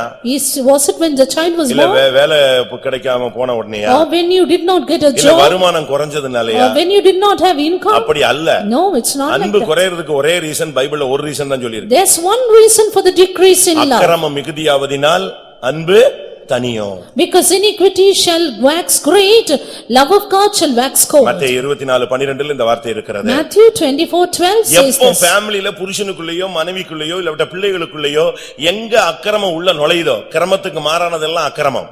Everything that is contrary to the law is iniquity. எப்பெல்லாம் அக்கிரமம் வருதோ அப்பெல்லாம் அன்பு தனிச்சிரும். All the time iniquity comes in, love shall wax cold. அது யார் சைடுல வந்தாலும் சரி. In whichever side it is. அப்படினால இந்த விஷயத்துல ரொம்ப கவனமாக Let இருக்கணும். us be very careful in this அன்பு matter. செய்கிற எவனும் தேவனால் பிறந்தவன். Everyone that loveth is born of ஏனென்றால் God. தேவன் அன்பாகவே இருக்கிறார். Because God is love. அது ரொம்ப முக்கியம். That is very important. கலாத்தியர்ல நாம் பார்க்கும் பொழுது Reading in Galatians 5ஆம் அதிகாரம் 13ஆம் வசனத்துல chapter 5 verse 13. அன்பினாலே ஒருவருக்கொருவர் ஊழியம் செய்யுங்கள்னு சொல்லிருக்கு. You serve one another with love. இது எந்த ஊழியம்? What ministry is this? நாங்க செய்யற ஊழியமா? Is this ministry we do? இந்த கலாத்தியர் 5:13ல சொல்லப்பட்ட ஊழியம் நாங்க செய்யற ஊழியமா என்னன்னு? Galatians 5:13 the ministry, is it this ministry that we do? கலாத்தியர் 5:13ல சொல்லப்பட்ட ஊழியம் குடும்பத்துல நீ செய்யற வேலை. Galatians 5:13 says about the work you do in your family. இது கல்யாணத்துல பிரசங்கம் பண்ண வேண்டிய ஒரு வசனம். This is a words to be preached in during weddings. நீங்கள் மாம்சத்துக்கு ஏதுவாக உலக குடும்ப வாழ்வை அனுசரியாமல் அன்பினாலே ஒருவருக்கொருவர் ஊழியம் செய்யுங்கள். Use not liberty for an occasion to the flesh, but by love serve one another. புருஷன் மனைவிக்கு செய்யறத ஒரு ஊழியமா செய்யணும். My husband doing to the wife should be a service. மனைவி புருஷனுக்கு செய்யறத ஒரு ஊழியமா செய்யணும். What wife does to the husband should be a service. கடமையா செய்யக்கூடாது. It should not be duty bound. கடமையா செஞ்சா பிளேட்ல இருந்து சோறு தெறிக்கும். If it is duty bound, the rice will just splash out of the flight. நான் ஒரு ஃபெய்தம்ல சின்ன பிரதரா இருந்தேன். I was a junior brother in a faith home. அதனால அப்பப்ப ஃபெய்தம்ல கிராச்சஸ் எல்லாம் வரும். There will be scratches during that time between us. அங்க 7 sisters. There were 7 sisters. நான் வந்து assistant. And I was the assistant brother. அந்த பெரிய அம்மச்சி பெரிய அந்த சிஸ்டரும் பெரிய பிரதரும் இந்த மேட்டருக்குள்ள வர மாட்டாங்க. Elder sister and brother in charge will not come into this matter. நான் தான் இவங்களுக்கு மீடியேட்டர் மாதிரி காபி வாங்கி கொடுக்கிறது, சாப்பாடு வாங்கி கொடுக்கிறது, மீன் வாங்கிட்டு வர்றது, கடைக்கு போறது, எல்லா எடுபடி வேலைகளும் நான் தான். I used to do all of the work like going to shops, getting them coffee and things like that. அவங்களுக்குள்ள அந்த 7 பேருக்குள்ள திடீர்னு டிவிஷன் ஆயிருவாங்க. Suddenly there will be divisions between the 7. ஒவ்வொரு நாளும் ஆள் கட்சி மாறும், ஆள் மாறும், எல்லாம் மாறும். மாறிக்கிட்டே இருக்கும்போது என்ன ஏதாவது ஒரு கட்சியில அவங்களே உறுப்பினர் ஆக்கிடுவாங்க. Every day they will change their politics and they will involve me in it. அது நான் வெளிய போயிட்டு வரும்போது தெரிஞ்சுக்கலாம் இது எந்த குரூப்ல இருக்கு நம்ம இன்னைக்கு எந்த குரூப்ல இருக்கோம் நமக்கே தெரியல. When I go out and come, I will know in which group I am. ஒரு நாள் மதர் ஆப்போசிட் கட்சியில போய் சேர்ந்துட்டாங்கன்னு நினைக்கிறேன். One day I think mother joined the opposite group. நான் வந்து உட்கார்ந்திருக்கிறேன். I was sitting in that party. உட்கார்ந்திருக்கிறேன். And I was sitting for the table. அவங்க எனக்கு tray எடுத்து வராங்க. And she brought me tray. வந்த ட்ரே வச்சிங்கனா பாத்தீங்கன்னா அந்த ஏர் பிரேக் அடிச்ச மாதிரி நிக்குது வந்து. And during that time she was as though the brake was on. அப்படி வந்து டேபிள்ல வச்சது வந்து ஏர் பிரேக் அடிச்ச உடனே அப்படி வண்டி ஒரு குலுங்குன மாதிரி சாம்பார் ரசம் எல்லாம் ஜோத்துக்குள்ள போய் கூட்டல வெளிய வந்து அப்படி வந்து நின்னுச்சு. அதுக்குள்ள அவங்க பிரேக் அடிச்சிட்டு போயிட்டாங்க. And she suddenly put in the brake and all the vessels were down and she went back. எனக்கு என்னடா இது ஒரு நேர சாப்பாடு இவ்வளவு மோசமான கண்டிஷன்ல வருது. I was then surprised as to why this food itself is in such a condition. அப்ப என்ன 20 வயசு. I was just 20 then. ஆமா ட்ரெய்னிங் முடிச்சு இப்பதான் உள்ள இறங்கி இருக்கேன். Soon after the training I went in. 19 வயசுல அடையார் போனேன். 19 and a half I went to Adayar. கரெக்ட்டா 10 months ஒரு நாள் முன்ன பின்ன கிடையாது training முடிச்சிருச்சு. Exactly 10 months my training was closed. நேரா பட்டாபுரம்ல கொண்டு போய் விட்டாங்க. Straight went to Pattabhiram. அங்க போனா இந்த யூனியன் தகராறுல சிக்கி தவிக்கிறேன் நான். Where now tortured in this party politics. இப்போ வந்து ட்ரே வந்து உட்கார்ந்து அடிச்சு நின்னு பிரேக் அடிச்சத பார்த்தோனே எனக்கு அழுகையா வந்துருச்சு. ச்சே சோத்துக்கு இவ்வளவு பாடுபட வேண்டியதாகி போச்சு அசிங்கமா. When I saw the dishes and the tray tumbling, I was just worried how much I had to suffer. இதே மாதிரி உங்க வீட்லயும் சில நேரத்துல ஏர் பிரேக்லாம் வரும். Likewise suddenly air brakes may be there in your house. அப்படியாவது சாப்பாடு கிடைச்சா போதுங்கறீங்களா? But do you say food is enough for me? உங்களுடைய நிலவரம் என்ன? What is your state? இதெல்லாம் பிரச்சனை வேற ஒண்ணுமே இல்ல. This is all problem but nothing else. நீங்க வீட்ல ஒருத்தருக்கு ஒருத்தர் செய்யறத கூட கடமை கட்டிவிட்டோம் வேற வழி இல்ல பிள்ளை பெத்துட்டோம் அப்படின்னு செய்ய கூடாது. ஊழியம் அந்த மனப்பான்மையில செய்யுங்கள் தான் பவுல் கலாத்தியர் சபைக்கு பேசுறாரு. Even that which you do in your family do not do it duty bound, but Saint Paul says do it as a service. அந்த ஆள் பெத்துட்டாரேன்னு சொல்லிட்டு காப்பி கேட்டாருன்னா காப்பி கொடுக்கிறது பையனுடைய வேலை அல்ல. மல்கியால சொல்லி இருக்கிறது தகப்பன் தன் பிள்ளைக்கு ஊழியம் செய்கிறது போல. In the word of தனக்கு God, ஊழியம் செய்கிற மகனை தகப்பன் கடாட்சிப்பது போல அப்படின்னு தான் பைபிள் சொல்லுது. in the word of God it is said that as a father honoreth the son whom he serveth, so also you need to serve the father and not duty bound to it. புருஷனுக்கு செய்யறதையும் மனைவிக்கு செய்யறதையும் பிள்ளைகளுக்கு செய்யறதையும் பெற்றோர்களுக்கு செய்யறதையும் நீங்க ஊழியம் என்கிற கண்ணோட்டத்தோடு செய்யும் பொழுது அதுல குறைவே இருக்காது. ஏன்னா அன்பினால் ஊழியம் செய்யும். That which is done in your family, be it to your wife or to your husband or parents or children, do it as a service and then you can do it with love. இன்னைக்கு எத்தனை பேருக்குள்ள இப்படிப்பட்ட அன்பு இருக்கிறது? How many of you have such a love today? நம்மள எல்லாரும் அன்பு அன்புன்னு ரொம்ப சத்தமா பேசுறோம். All of us talk loud about love. ஆனா வேதம் என்ன சொல்லுகிறது? But what does the word of God say? அன்பு இருக்கா இல்லையான்னு கண்டுபிடிக்கிறதுக்கு சில வசனங்களை சொல்றாரு. Certain verses will show whether we have love or not. அவர் சொல்ற அன்பை பத்தி உள்ள வசனங்கள் என்ன? And what are those verses? வேதம் என்ன சொல்லுகிறது? What does the word of God say? அன்பை பத்தி என்ன சொல்லுகிறது? What does it say about charity? ஒளியிலே ஒருத்தன் இருக்கிறேன் என்று சொல்லியும் A man saying that he is in light. 1 யோவான் 2:9 பார்க்கும் பொழுது 1 John 2:9 ஒளியிலே இருக்கிறேன் என்று சொல்லியும் தன் சகோதரனை பகைக்கிறவன் இருளிலே இருக்கிறான். He that saith he is in light and hateth his brother is in darkness. அடுத்த வசனம் சொல்லுகிறது Next verse தன் says, சகோதரனிடத்தில் அன்பு கூறுகிறவன் ஒளியிலே நிலை கொண்டிருக்கிறான். He that loveth his brother abideth in the light. அடுத்த வசனம் சொல்லுகிறது Next verse தன் says, சகோதரனை பகைக்கிறவன் இருளில் இருந்து இருளிலே நடக்கிறான். He that hateth his brother is in darkness and walketh in அவன் darkness. போகும் இடம் தெரியாது. He does not know where he goes. பரலோகத்துக்கு போறவனுக்கு போற இடம் தெரியும், நரகத்துக்கு போறவனுக்கு தான் போற இடம் தெரியாது. Those who go to heaven know their destiny, but not those who go to hell. மூணாம் அதிகாரம் 1 யோவான் 3:14 பார்க்கும் பொழுது 1 John 3:14 says, நாம் சகோதரத்தில் அன்பு கூறுகிறபடினால் மரணத்தை விட்டு நீங்களாகி ஜீவனுக்கு உட்பட்டிருக்கிறோம். Because we love the brethren, we have passed from death unto life. சகோதரனிடத்தில் அன்பு கூறாதவன் மரணத்திலே நிலை கொண்டிருக்கிறான். He that loveth not his brother abideth in death. அப்ப சகோதர சிநேகம் உனக்கு இல்ல, சகோதரனை நேசிக்க முடியலன்னா நீ மரணத்தில் நிலை கொண்டிருக்கிறாய் தான் பைபிள் சொல்லுகிறது. இருளில் இருக்கிறாய் என்று வேதம் சொல்லுகிறது. Therefore if you have no brotherly love, the word of God says, you are in darkness, you are in death. 1 யோவான் 3:15 பார்க்கும் பொழுது Reading 1 John 3:15. தன் சகோதரனை பகைக்கிற எவனும் மனித கொலைபாதகன், அவனுக்குள் நித்திய ஜீவன் இராது. Whosoever hateth his brother is a murderer, and he hath no eternal life. ஒருவன் இவ்வுலக ஆஸ்தி உடையவனாய் இருந்தும் A man having the property of this world. 17 வசனம் சொல்லுகிறது, Verse 17 says, தன் சகோதரனுக்கு குறைச்சல் உண்டு என்று அவன் கண்டபொழுது and seeth his brother having need, அவன் தன் இருதயத்தை அடைத்துக் கொண்டால் அவனுக்குள் தேவ அன்பு நிலை கொண்டிருப்பது எப்படி? and shutteth up his bowels, how can love of God dwell in him? அதனால அன்புன்னா என்ன? Therefore what is love? தேவன் அன்பாகவே இருக்கிறார். God is love. ஒருத்தனுக்கு இல்லாத நேரத்துல உதவி செய்யறதுக்கு பேரு தான் அன்பு. Helping the needy is love. விழுந்தவனை தூக்கி விடுறது தான் அன்பு. And bringing up the fallen is love. உனக்கு விரோதமா செயல்பட்டவனுக்கு உதவி செய்யறது தான் அன்பு. Helping those who are against you is love. அப்படிதான் பைபிள் சொல்லுகிறது. That's what the word of God says. நீங்க இந்த விஷயத்துல ரொம்ப கவனமாக இருக்கணும். You need to be very careful in this. உங்களுக்கு யாரெல்லாம் விரோதமா செய்றாங்களோ அவன் சத்துரு பசியா இருந்தால் அவனுக்கு ஆகாரத்தை கொடு. If your enemy is hungry, give him food to eat. உன் சத்துரு தாகமா இருந்தால் அவனுக்கு தாகத்தை தீர்த்து விடு. If your enemy is thirsty, quench his thirst. அப்படி இருக்கும்போது ஏன் உன் பெற்றோர்களுக்கு நீ செய்ய கூடாது? Then why shouldn't you do to your parents? 150 ரூபாய் கொடுத்துறா இல்ல 1000 ரூபாய் கொடுத்துட்டா உன் கணக்கு முடிஞ்சதுன்னு நினைக்க கூடாது. Don't think with giving rupees 1500 your duty is over. அவங்களும் உன்னை நீ முதியோர் இல்லத்துல அவங்கள சேர்க்கணும்னு ஆசைப்பட கூடாது. அவங்களும் தொடக்கத்திலே உன்னை ஆர்ஃபனேஜ்ல சேர்த்திருந்தா என்ன ஆயிருப்ப? Don't desire to give them over to the old age home. If they had given you to the orphanage, what would happen to you? இது விளங்காத ஒரு பிள்ளையா இருக்கு அப்படின்னு சொல்லிட்டு அதுவும் அவங்களும் உன்னைய கொண்டு போய் எங்கயாவது மானாமதுரையில ஒரு ஆர்ஃபனேஜ்ல சேர்த்து விட்டிருந்தா எப்படி இருக்கும்? If they had admitted you to the orphanage in Manamadurai saying, I don't need this child, what would have been your state? அவங்க அப்படி செய்யலையே. They did not do that. முடிந்த அளவு உன்னை என்னெல்லாம் செஞ்சு உன்னை வளர்த்தானே செஞ்சாங்க. They grew up as much as they can. அதனால அன்புன்னா அது ஒரு ஊழியம். Therefore love is service. அன்பினால ஊழியம் செய்யற ஊழியம் தான் எடுபடும். A service with love will be taken out. மூன்றாவதாக Thirdly, 1 யோவான் 5ஆம் அதிகாரம் 1ஆம் வசனத்தில் பார்க்கும் பொழுது 1 John chapter 5 verse 1. இயேசுவானவரே கிறிஸ்து என்று விசுவாசிக்கிற எவனும் தேவனால் பிறந்திருக்கிறான். 4ஆம் வசனம், தேவனால் பிறப்பதெல்லாம் உலகத்தை ஜெயிக்கும்.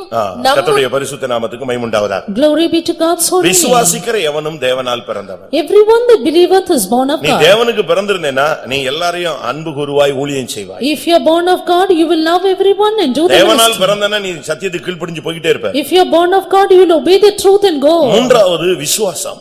Thirdly, faith. விசுவாசம் இல்லாமல் தேவனுக்கு பிரியமாயிருப்பது கூடாத காரியம். Without faith it is impossible to please God. இயேசு கிறிஸ்து பேசின விசுவாசத்தை பத்தி நமக்கு ஆச்சரியமா இருக்கும். We are surprised about the faith Jesus spoke. மத்தேயு 8:10 சொல்லுகிறார், இஸ்ரவேலுக்குள்ள இப்படிப்பட்ட விசுவாசத்தை நான் பார்க்கலன்னு சொல்றார். Matthew 8:10 he says, I have not seen such a great faith in இயேசுவே Israel. ஆச்சரியப்படுகிற அளவுல அன்னைக்கு விசுவாசத்துல இருந்த வீரர்கள் இருந்தார்கள். They were heroes of faith about whose faith Jesus was surprised. உன்னுடைய விசுவாசத்தை பார்த்து ஆண்டவர் ஆச்சரியப்படணும். Yes, Jesus should be surprised at your faith. தெய்வீக சுகத்துல ஒரு சிலர்லாம் சாகும் பொழுது அந்த குடும்பத்தார் நிக்கிற ஸ்டாண்ட பார்த்து நானே ஆச்சரியப்பட்டிருக்கேன். Some people when they give up their family members to divine healing, I was surprised at their faith. ஒரு சகோதரன் teacher, One brother was a teacher faith ஹோம்ல அப்படியே இறந்துட்டார். and he died in the faith home. எல்லாரும் அழுகுறாங்க. Always sobbing. ஊழியக்காரங்கலாம் அழுகுறாங்க. Even all the servants of God. அந்த sister அப்படியே நின்னுட்டே பாத்துக்கிட்டே இருக்கு. செத்து அப்படியே ஜீவன் போகுது. எல்லாரும் ஓன்னு கத்துறாங்க. அந்த சிஸ்டர் அப்படியே பாத்துக்கிட்டே நிக்குது. But even when the life was departing, that sister was strong and firm looking at him. என்னன்னு கேட்டேன். I asked what? இல்ல, எனக்கு முன்னால ஒரு சத்தியத்துல மரிக்கணும்னு ஆசைப்பட்டேன். No, I desire that he would die before me in truth. நான் மரிச்ச பிறகு அவர் இருந்து விசுவாசத்தை விட்டுட்டாருன்னு தான் அவர் மேல வர முடியாது. After my death, if he would depart from the faith, I cannot bear it. ஏன்னா அவங்க ஃபேமிலில அவரை எப்படியாவது ஒண்ணு இல்லாம ஆக்கிடுவாங்க. And their family, they would bring him down. நான் ரொம்ப நாளா ஜெபிச்சிட்டு இருந்தேன். என் கண்ணு முன்னாலே ஒரு விசுவாச வீரனா ஓட்டத்தை முடிக்கணும்னு ஆசைப்பட்டேன். I was praying for a long time that he would be a hero of faith before my eyes. பரவாயில்லை, என் முன்னாலே அவருடைய ஜீவன் விசுவாசத்துல போயிடுச்சு. Yes, by faith his life departed. நான் ஃபேமிலியை ஃபேஸ் பண்ணிக்கிறேன். And I will face my family. எப்படி இருக்கும்? How bold she would be. இப்படியும் நாங்க நேரடியான விசுவாசத்தை காண்கிறோம். Likewise we see bold faith. அப்படியே விசுவாசத்துக்கு பிள்ளைகள் எல்லாம் சாக கொடுக்கிற தன்மையை நேருக்கு நேர் பார்க்கிறோம். We have seen parents who deliver up their children for faith. சாவுல ஊர்க்காரங்களுக்கும் கம்பெனிக்காரங்களுக்கும் பயங்கர போராட்டம் அந்த குடும்பத்துக்கும். During the time of their death, there will be a terrible conflict between the people of that village. நான் சென்னை திருவொற்றியூர்ல இருக்கும் பொழுது, when I was in Tiruvallur, ஒரு சகோதரன் சின்ன வயசு இறந்துட்டார். there was a little brother who died. அவங்க கம்பெனிக்காரன்லாம் வந்துட்டான், மொத்தமா வந்துட்டான். And his company people, they came there. பயங்கர எதிர்ப்பு. Their terrible opposition. அடிதடி மாதிரி நிக்குது. Conflict passed. பாஸ்டர் லாசரஸ் கூட்டம் எடுக்கிறார். And Pastor Lazarus conducted the meeting. அவருடைய பரிசுத்தவான்களின் மரணம் அவர் பார்வைக்கு அருமையானது. ஏய் நிறுத்துறான்டான் டப்புன்னு. He said, "Precious in the sight of the Lord is the death of his saints," and they stopped. ரெண்டு குட்டி பிள்ளைகளை விட்டு செத்து இருக்கிறான், மரணம் அருமையானதுன்னு பேசுறாங்கன்னு சொல்லிட்டு அடி பயங்கர சண்டை வந்துச்சு. He has died leaving his 2 children and his death is precious, you say. நீ கல்லறைக்கு வாங்க, உங்களை கல்லறையில வச்சு நாங்க உங்களுக்கு கல்லறை தோன்றோங்கறான். Come to the burial ground and we will bury you there. பயங்கர டென்ஷனா இருக்கு. And terrible tension. அது பிறகு பிரசங்கம்லாம் ஒண்ணும் ஓடாது, நிப்பாட்டியாச்சு. After that message stopped. அந்த சகோதரி எழும்பிச்சு. And that sister rose up. நேரா போச்சு. She went straight. இப்ப பிரசங்கம் பண்ணாங்க இல்லையா, இந்த பிரசங்கம் தான் இப்ப எனக்கு தேவை. And I need this message which is going to be given. நீங்க இந்த அடக்காரன்ல இருக்கணும்னு அவசியம் கிடையாது. You need not be in this funeral service. தயவு செய்து விலகி நில்லு, எனக்கு இந்த ஆராதனை ரொம்ப முக்கியம். Please stand away. I need this service importantly. அப்படியே அந்த கம்பெனிக்காரன் அவ்வளவு அப்படியே ஒதுங்கி நின்னுட்டான். And those people were set aside. Company GM வந்தாரு. And general manager came. அவங்க சொன்னது மண்டையில ஏறிச்சு அவனுக்கு. And did you hear what she நீ said? வேண்டாம், அவங்களுக்கு அவங்க தான் வேணும்ங்கறாங்க. எல்லாம் வெளிய வா, கம்பெனிக்காரங்க வெளிய வா. She only needs them and not us. All of us come out. அருமையா ஆராதனை நடந்துச்சு. அந்த சிஸ்டர் அந்த நேரத்துல போல்டா போய் சொல்லுச்சு, எனக்கு இவங்க தான் வேணும், இந்த வார்த்தை தான் வேணும். என் வீட்டுக்காரர் இந்த சத்தியத்துக்காக செத்து இருக்கிறார், எனக்கு அடக்காரன ரொம்ப முக்கியம். And the sister said boldly, "My husband has died for the truth. I need these people and not you." உண்மையான விசுவாசிய கல்யாணத்துல பார்க்கலாம், சாவுல பார்க்கலாம். You can see the true believer in weddings and in death. மத்த இடத்துல எல்லாம் இவன மாதிரி நடிக்கிறதுக்கு ஆளே கிடையாது. And in other places you can see so much of pretensions. சூப்பரா நடிப்பாங்க. They can beautifully pretend. அருமையான ஒண்ணா நம்பர் விசுவாசி போல நடிச்சிருவான். சாவு வீட்ல தான் இவனுடைய ஒரிஜினல் எத்தனை கேரட்ங்கறத உரசி பார்க்கலாம். Only in the death house you can see how much carat of gold they are. அதே மாதிரி கல்யாணத்திலயும் கண்டுபிடிச்சலாம் இவன் லட்சணம் என்னங்கறது. And so is it in the marriages, you can find who they are. அன்னைக்கு இவன் ரிவர்ஸ் கியர் என்ன ஸ்பீட்ல போடுறாங்கறத கண்டுபிடிச்சலாம். And that day you can see in what speed they have the reverse gear. கேட்டா அண்ணனை சொல்லுவான், இல்லட்ட அக்காவை சொல்லுவான், இல்லட்ட எவனையாவது ஒருத்தனை சொல்லி இவன் இந்த நொண்டி மாட்டுக்கு என்னது சறுக்குனது சாக்குமா. If you ask them, they will just blame others for the situation. இவ்வளவுக்கு அந்த சகோதரிக்கு 2 பொம்பளை பிள்ளைங்க. And that sister had 2 daughters. அதுல ஒரு பிள்ளை ஊமை. One a dumb one. எல்லாரும் சொன்னாங்க, என்னத்த இப்படி செத்து போயிட்டானே. All said, "See, this brother நான் passed இருக்கும்போதே away." அந்த ஊமை பிள்ளைக்கு என் சபையில கல்யாணம் நடந்துச்சு. And when I was there itself, the dumb girl got married. கர்த்தர் நடத்தினாரு. The Lord led the family. தேவன் ஒருபோதும் உன்னை திக்கற்றவனா விட மாட்டார். God will never leave you fatherless. இந்த விசுவாசத்துக்காக நின்னவன் குடும்பம் சீரழிஞ்சதா பைபிள்ல கிடையாது, சபை சரித்திரத்துல கிடையாது. No, not in the Bible or in the history is written about the devastation of நாங்கள் the family. இடைவிடாமல் ஆராதிக்கிற தேவன் எங்களை தப்புவிக்க வல்லவராய் இருக்கிறார். அப்படி தப்புவியாமல் போனாலும் நாங்கள் நீர் உண்டின பொன்னின பொற்சிலையை பணிந்து கொள்வதில்லை என்று ராஜாவாகிய உமக்கு தெரிந்திருக்க கடவது.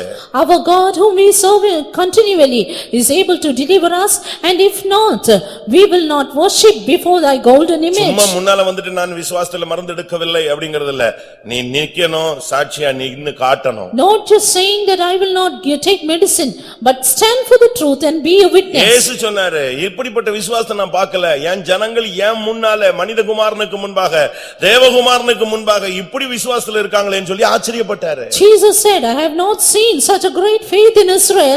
They stand before the faith, even before the Son of God." மத்தேயு 15:28ல சொல்றார், ஸ்திரீயே உன் விசுவாசம் பெரியது. 15:28 of Matthew he says, "Oh woman, great is thy இயேசு faith." ரெண்டு விதத்திலும் பேசினாரு. 2 ways Jesus spoke. சீசர்கள் விசுவாசத்தை விட்டபோது அற்ப விசுவாசிகளேன்னு சொன்னாரு. When the disciples left faith, he said, "Oh you of little faith." இன்னொரு ஊழியக்காரன் தடுமாறின பொழுது அவிசுவாசியாயிராமல் விசுவாசியாயிருன்னு சொன்னாரு. When another servant of God stumbled, he said, "Don't be an unbeliever, but believe." உயிர்த்தெழுந்த இயேசு சத்தம் போட்டது 2 காரணத்துக்கு சத்தம் போட்டு போனார். Resurrected Jesus, they shouted for 2 things. மத்தேயு 16ஆம் அதிகாரத்துல சொல்லியிருக்கு, 2 காரியத்தை மட்டும் தான் அவர் உயிர்த்தெழுந்த பின்பு கூட டென்ஷன் ஆகி பேசின 2 வார்த்தை.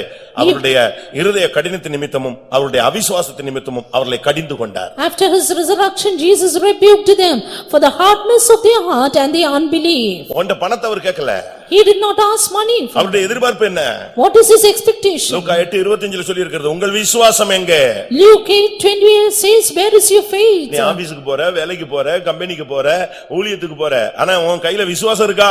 You go to office, you go to the ministry, you go elsewhere, but do you have faith? இயேசு கேக்குறார் உன் விசுவாசம் எங்க? Jesus said, where is your faith? போட்ல இயேசுவோடு போயிட்டு இருக்காங்க. They were going with Jesus on the road. கடல் கொந்தளிக்குது. Sea was boisterous. அப்ப இயேசு கேக்குறார் உங்கள் விசுவாசம் எங்க? Then Jesus asked, where is your faith? அதனால தான் பாஸ்டர் ஜோயல் அவர்கள் அடிக்கடி பேசும் பொழுது That's why Pastor Joel used to speak. நீ எங்க போனாலும் எந்த ஊழியம் செஞ்சாலும் நிரப்பிட்டு போன்னு சொல்லுவார். Wherever you go, you fill yourselves and go. fill பண்ணிட்டு நீ வெளிய போ. Fill and go. நீ விட்டு வெளிய போகும்போது விசுவாசத்தோடு துதியோடு உன்னை fill பண்ணிட்டு கிருபையோடு தேவ சமூகத்தை fill பண்ணிட்டு போ. When you get out of your house, fill yourselves with the presence of God, with praising and prayers. நீ நிராயுதபாணியாய் போய் பிசாசின் கையில மாட்ட கூடாது. Being vacuum, you go out, you get caught in the hand of the சர்வாயுத devil. வர்க்கத்தோடு பிசாசுக்கு முன்னால் நிக்கணும். Stand before the devil with the whole armor. விசுவாசம் இல்லாம நீ போய் எங்கயாவது போய் சிக்கிக் கொள்ள கூடாது. Without faith, don't be entangled in problems. ஆண்டவர் முன்பாக நீ விசுவாசம் உள்ளவனாய் இருக்கணும். And you be with faith before God. அதனால தான் ஆண்டவர் பேசுகிறாரு. That's why Jesus spoke. விசுவாசத்தை குறித்து அவர் அதிகமாய் விரும்பினார். He spoke much about faith. ஒரு பையனுக்கு பிசாசு பிடிச்சிருச்சு. There was a boy who was demon possessed. அடிக்கடி ஃபிட்ஸ் வருது. Very often he had the fits. தண்ணில தள்ளுது. He pushed him into water. தீயில தள்ளுது. Pushed him into the fire. ரோட்ல தள்ளி விட்டுருது. Pushed him into the road. ரோடெல்லாம் உருள்றான். And he was rolling in the இந்த road. பிள்ளையை வச்சிட்டு அந்த தகப்பன் படாத பாடுபட்டான். Father was suffering hard with his child. இயேசு கேட்டார் எவ்வளவு வருஷமா இருக்குன்னு. Jesus asked how long. அது சின்ன வயசுல இருந்தே இருக்குன்னு சொல்றான். Right from his little age. ஏதாவது உங்களால பண்ண முடிஞ்சா பண்ணுங்களே If you அப்படிங்கறான். can do something, do for him. அவன் என்ன நினைச்சான் ஏதாவது கை வைத்தியம் பண்ணிடுவார்னு நினைச்சானோ? He thought Jesus would do some hand medicine. Fits போறதுக்கு ஏதாவது கசாயம் கலக்கி கொடுத்துருவார்னு நினைச்சானா? Or give him something, food items for இயேசு ஒரே him. ஒரு வார்த்தை கேட்டாரு. But Jesus asked one நீ word. விசுவாசித்தா உன் பிள்ளை இப்ப சுகமாயிடுவானா If பாரு. you believe, your child will be அப்பதான் healed. அவன் ஃபெய்த் பத்தியே சிந்திச்சான். It is then he thought about the faith. அதுவரைக்கும் அவன் சுகத்தை சிந்திச்சானே Till தவிர then- விசுவாசத்தை சிந்திக்கல. Till then he thought about healing and not about faith. அவன்ட்ட ஒரே வார்த்தை தான் மத்தேயு 9:23 கேக்குறார். நீ விசுவாசிக்க கூடுமானால் இது இப்ப நடக்கும். Jesus asked one word, if you believe it will happen. அவன் வேற தரிசனம் எல்லாம் உடைஞ்சிட்டு அப்படியே உட்கார்ந்து அழுதுட்டான். And he started to break and cry. ஆண்டவரே நான் விசுவாசிக்கிறேன். Lord, I believe. என் அவிசுவாசம் நீங்க எனக்கு உதவி செய்யும். Help thou mine unbelief. உடனே பிள்ளைக்கு சுகமாயிடுச்சு. Soon his son was healed. உன்னுடைய விசுவாசம் உன் பிள்ளையை குணமாக்கும். Your faith will heal your child. உன்னுடைய விசுவாசம் உன் மனைவியை குணமாக்கும். Your faith will heal your wife. உன்னுடைய விசுவாசம் உன் புருஷனை ரட்சிக்கும். Your faith will save your husband. நீ விசுவாசி அப்பொழுது நீ உன் வீட்டார் ரட்சிக்கப்படுன்ற வசனம் என்ன வசனம்? Believe on the Lord and you and your household will be உன் saved. விசுவாசத்துல தான் அவங்க எல்லாம் It சந்திக்கப்படுவாங்க. is by your faith they will be visited. 1 யோவான் 3:9 வசனம். 1 John chapter 3 verse தேவனால் 9. பிறந்தவனுடைய அடுத்த அங்க அடையாளம். The second, the next, fourth identification. தேவனால் பிறந்த எவனும் பாவம் செய்யான். 1 யோவான் 3:9 சொல்லி இருக்கிறது தேவனால் பிறந்தவன் பாவம் செய்யான். 1 John 3:9 says, whosoever is born of God does not commit sin. இதுதான் ரொம்ப டஃப்பானது. This is very hard. ரொம்ப கஷ்டம். Very tough. இந்த அடையாளம் தான் ரொம்ப முக்கியமானது. Yes, but this is very important. வேதம் சொல்லுகிறது Word of God says, தேவனால் பிறந்தவன் பாவம் செய்யான். he that is born of God will not sin. நானும் சிலர்ட்ட கேட்டிருக்கேன் குழந்தை பிறந்த உடனே எப்படி இருக்கு யார மாதிரி இருக்கு அப்படின்னு. And when the child is born, they will ask like, whom is it? அப்ப அவங்க சொல்லுவாங்க And they will say, சில நேரத்தில் அம்மா மாதிரி தெரியுது சில நேரத்தில் அப்பா மாதிரி at தெரியுது. times like the mother, at times like the நான் father. சொன்னேன் இது என்ன வித்தியாசமான பதில்னு. I said, what இல்ல different 3 answer? மாசத்துக்கு இப்படி டிசைன் மாறிக்கிட்டே தான் No, இருக்குமா? every 3 months it keeps changing. அதுக்கு பிறகுதான் ஒரிஜினலுக்கு வருமா? Only after that the original figure will come up. அதுபோல விசுவாசத்துல வரும்பொழுது கொஞ்ச நாள் நீ அப்படியே தேவனால் பிறந்தவன் சொல்லுவான் இல்ல இன்னும் சரியா மாறலாமா பிசாசினால் பிறந்தவன் ஒரு certain டைமுக்கு பிறகு நீ தேவனால் பிறந்தவங்கறத நிரூபிக்கணும். So is it. The time you step in the beginning you will be like born of God or born of the devil, but finally you have to prove that you are born of அதுக்கு God. நாலாவது அடையாளம் பாவம் செய்யாத ஒரு வாழ்க்கை. The fourth identification is a life without sin. இந்த உலகத்துல பிறந்தவன் எல்லாருமே பாவத்துல பிறந்தவர்கள். Everyone born in this world is born in என் தாய் sin. என்னை பாவத்தில் கற்பம் தரித்தாள். My mother conceived me நான் in sin. துர்க்குணத்தில் உருவானேன். I was shapen in ஆனா iniquity. இயேசுவின் ரத்தம் வரும்பொழுது But when the blood of Jesus comes in, பாவம் நீ ஞானசானத்துக்கிட்ட வரும்போது when you come to water இனி baptism, மாட்டேன்னு சொல்ற. you say, I will not sin. இயேசுவின் ரத்தத்தினால உனக்கு பாவ மன்னிப்பு கிடைக்கிறது. Yes, by the blood of Jesus you have remission of பரிசுத்த ஆவியின் sins. மூலமாக By Holy Spirit, பாவம் செய்யாத வாழ்க்கைக்கு கர்த்தர் உன்னை கொண்டு வருகிறார். God brings you to a life without sin. அதான் ரொம்ப முக்கியமானது. That's very important. இயேசு பாவம் இல்லாதவர். Jesus had no sin. பாவம் அறியாதவர். He knew no sin. பாவம் செய்யாதவர். He did no sin. இருந்தா தானே செய்யறதுக்கு. If he has only, he can do it. அறிவு இருந்தா செய்வோம். If we have knowledge, we'll do it. இருந்தா செய்வோம். If it is in us, will do அவருக்கு it. பாவமும் இல்ல, பாவம் செய்யவும் இல்ல, பாவத்தின் அறிவும் இல்ல. He had no sin in him, no knowledge of sin. அதனாலதான் பாவம் அறியாத ஒரு வாழ்க்கைக்குள்ள நீங்க உங்களை பயிற்சிவிக்கணும்னு சொல்றோம். That's why we ask you to habituate yourself into a life without sin. உலகத்துல சொல்லுவான் களவும் கற்று மறன்னு. In the world they will say, உலகத்துல களவும் கற்று மற, திருட கூட நீ படிச்சிட்டு மறந்துரு, அது எப்படி மறப்பான் இவன்? and even you have to learn to steal and then forget. How can they? இவன் 5ல வளையலன்னா திருப்பி எப்படி 50ல வளைவான்? If he is not in getting the increase in 5, how in 50? முதல்ல வீட்ல திருடுறான். Firstly he steals in house. திருப்பி கொஞ்சம் அப்படியே குடும்பத்துல ஒவ்வொருத்தரையா திருடுவான், திருப்பி சமுதாயத்துல திருடனா மாறிடுறான். Then little by little and finally even in the society. கிறிஸ்தவ வாழ்க்கையில பாவம் இல்லாத ஒரு வாழ்க்கை A இருக்கு. Christian life is a sinless இயேசு life. சொல்றாரு, என்னில் பாவம் உண்டு என்று உங்களில் யாராவது எவனாவது சொல்ல முடியுமா? Jesus said, who of you can convict me of sin? என்ன மாதிரி ஒரு வேர்ட் அது? What a beautiful word. என்னில் பாவம் உண்டென்று குற்றம் உண்டென்று யாராவது ஒருத்தன் சொல்லுங்க. Which of you can convict me of sin? காட்டி கொடுத்த யூதாஸ் கூட சொன்னான். Even Judas who betrayed said, என்ன சொன்னான்? குற்றம் இல்லாத இரத்தத்தை நான் காட்டி கொடுத்தேன். I have shed innocent blood. பாவம் இல்லாத ஒரு வாழ்க்கை A உன்னுடைய sinless அடையாளம். life. A sinless life is your ஒருவேளை sign. நீ முந்தி பாவியா இருந்திருப்ப. Maybe you had been a sinner. இப்போ உலகம் உன்னை பாக்குது. But now the world is அதே looking at you. சூழ்நிலை நீ போகும்போது நீ பாவம் செய்றியா இல்லையா? When you go through the same situation, do you commit சூழ்நிலை sin? கைதியாக நீ மாறிடுறியா? Are you a prisoner of situation? எந்த விதத்திலேயாவது மறைவாகவோ வெளியரங்கமாகவோ துணிகரமாகவோ நீ பாவம் செய்றியா? Are you committing presumptuous sin directly or Bible indirectly? சொல்லுகிறது தேவனால் பிறந்தவன் பாவம் செய்யா. Word of God says, he that is born of God cannot ஏன்னா commit பாவம் sin. உன்கிட்ட இருந்தா தானே இதனால செய்ய முடியும். Because only if sin is in him, he can do it. அதனால தான் இந்த விஷயத்துல ரொம்ப கவனமா இருக்கணும். That's why let's be very careful in this. கிறிஸ்தவ வாழ்வை நீங்கள் பயிற்சிவீங்க. Habituate Christian life.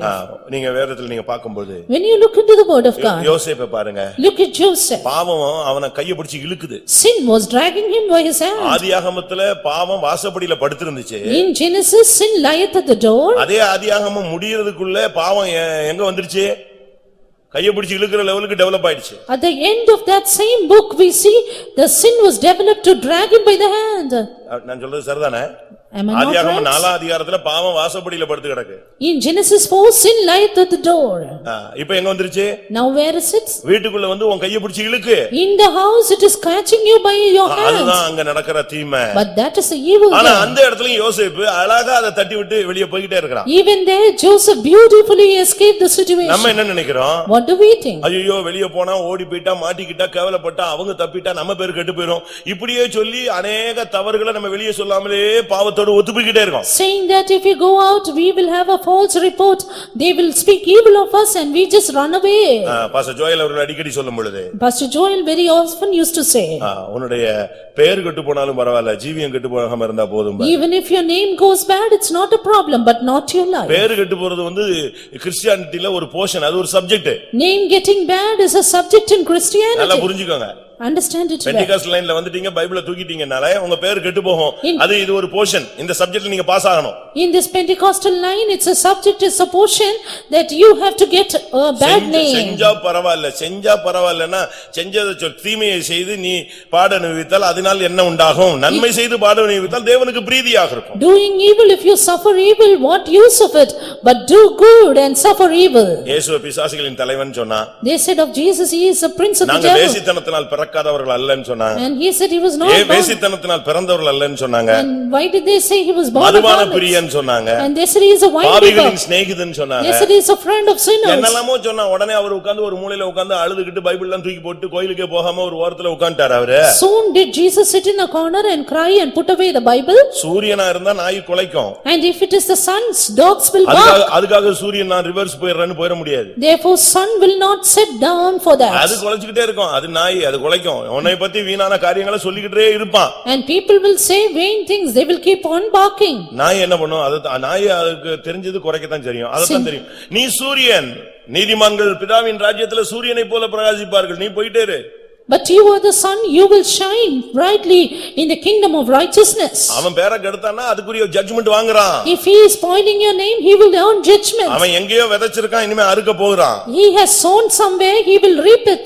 அத நீ அத பத்தி நீ பார்ப்பாய், உன் கண்கள் காணும். Your own eyes will see his reward. உன்னை பத்தி தப்பா பேசுவாங்க, அசிங்கமா பேசுவாங்க, அவமானமா பேசுவாங்க, இல்லாதத பேசுவாங்க, எல்லாம் பேசுவாங்க. They may speak things which you do have not committed.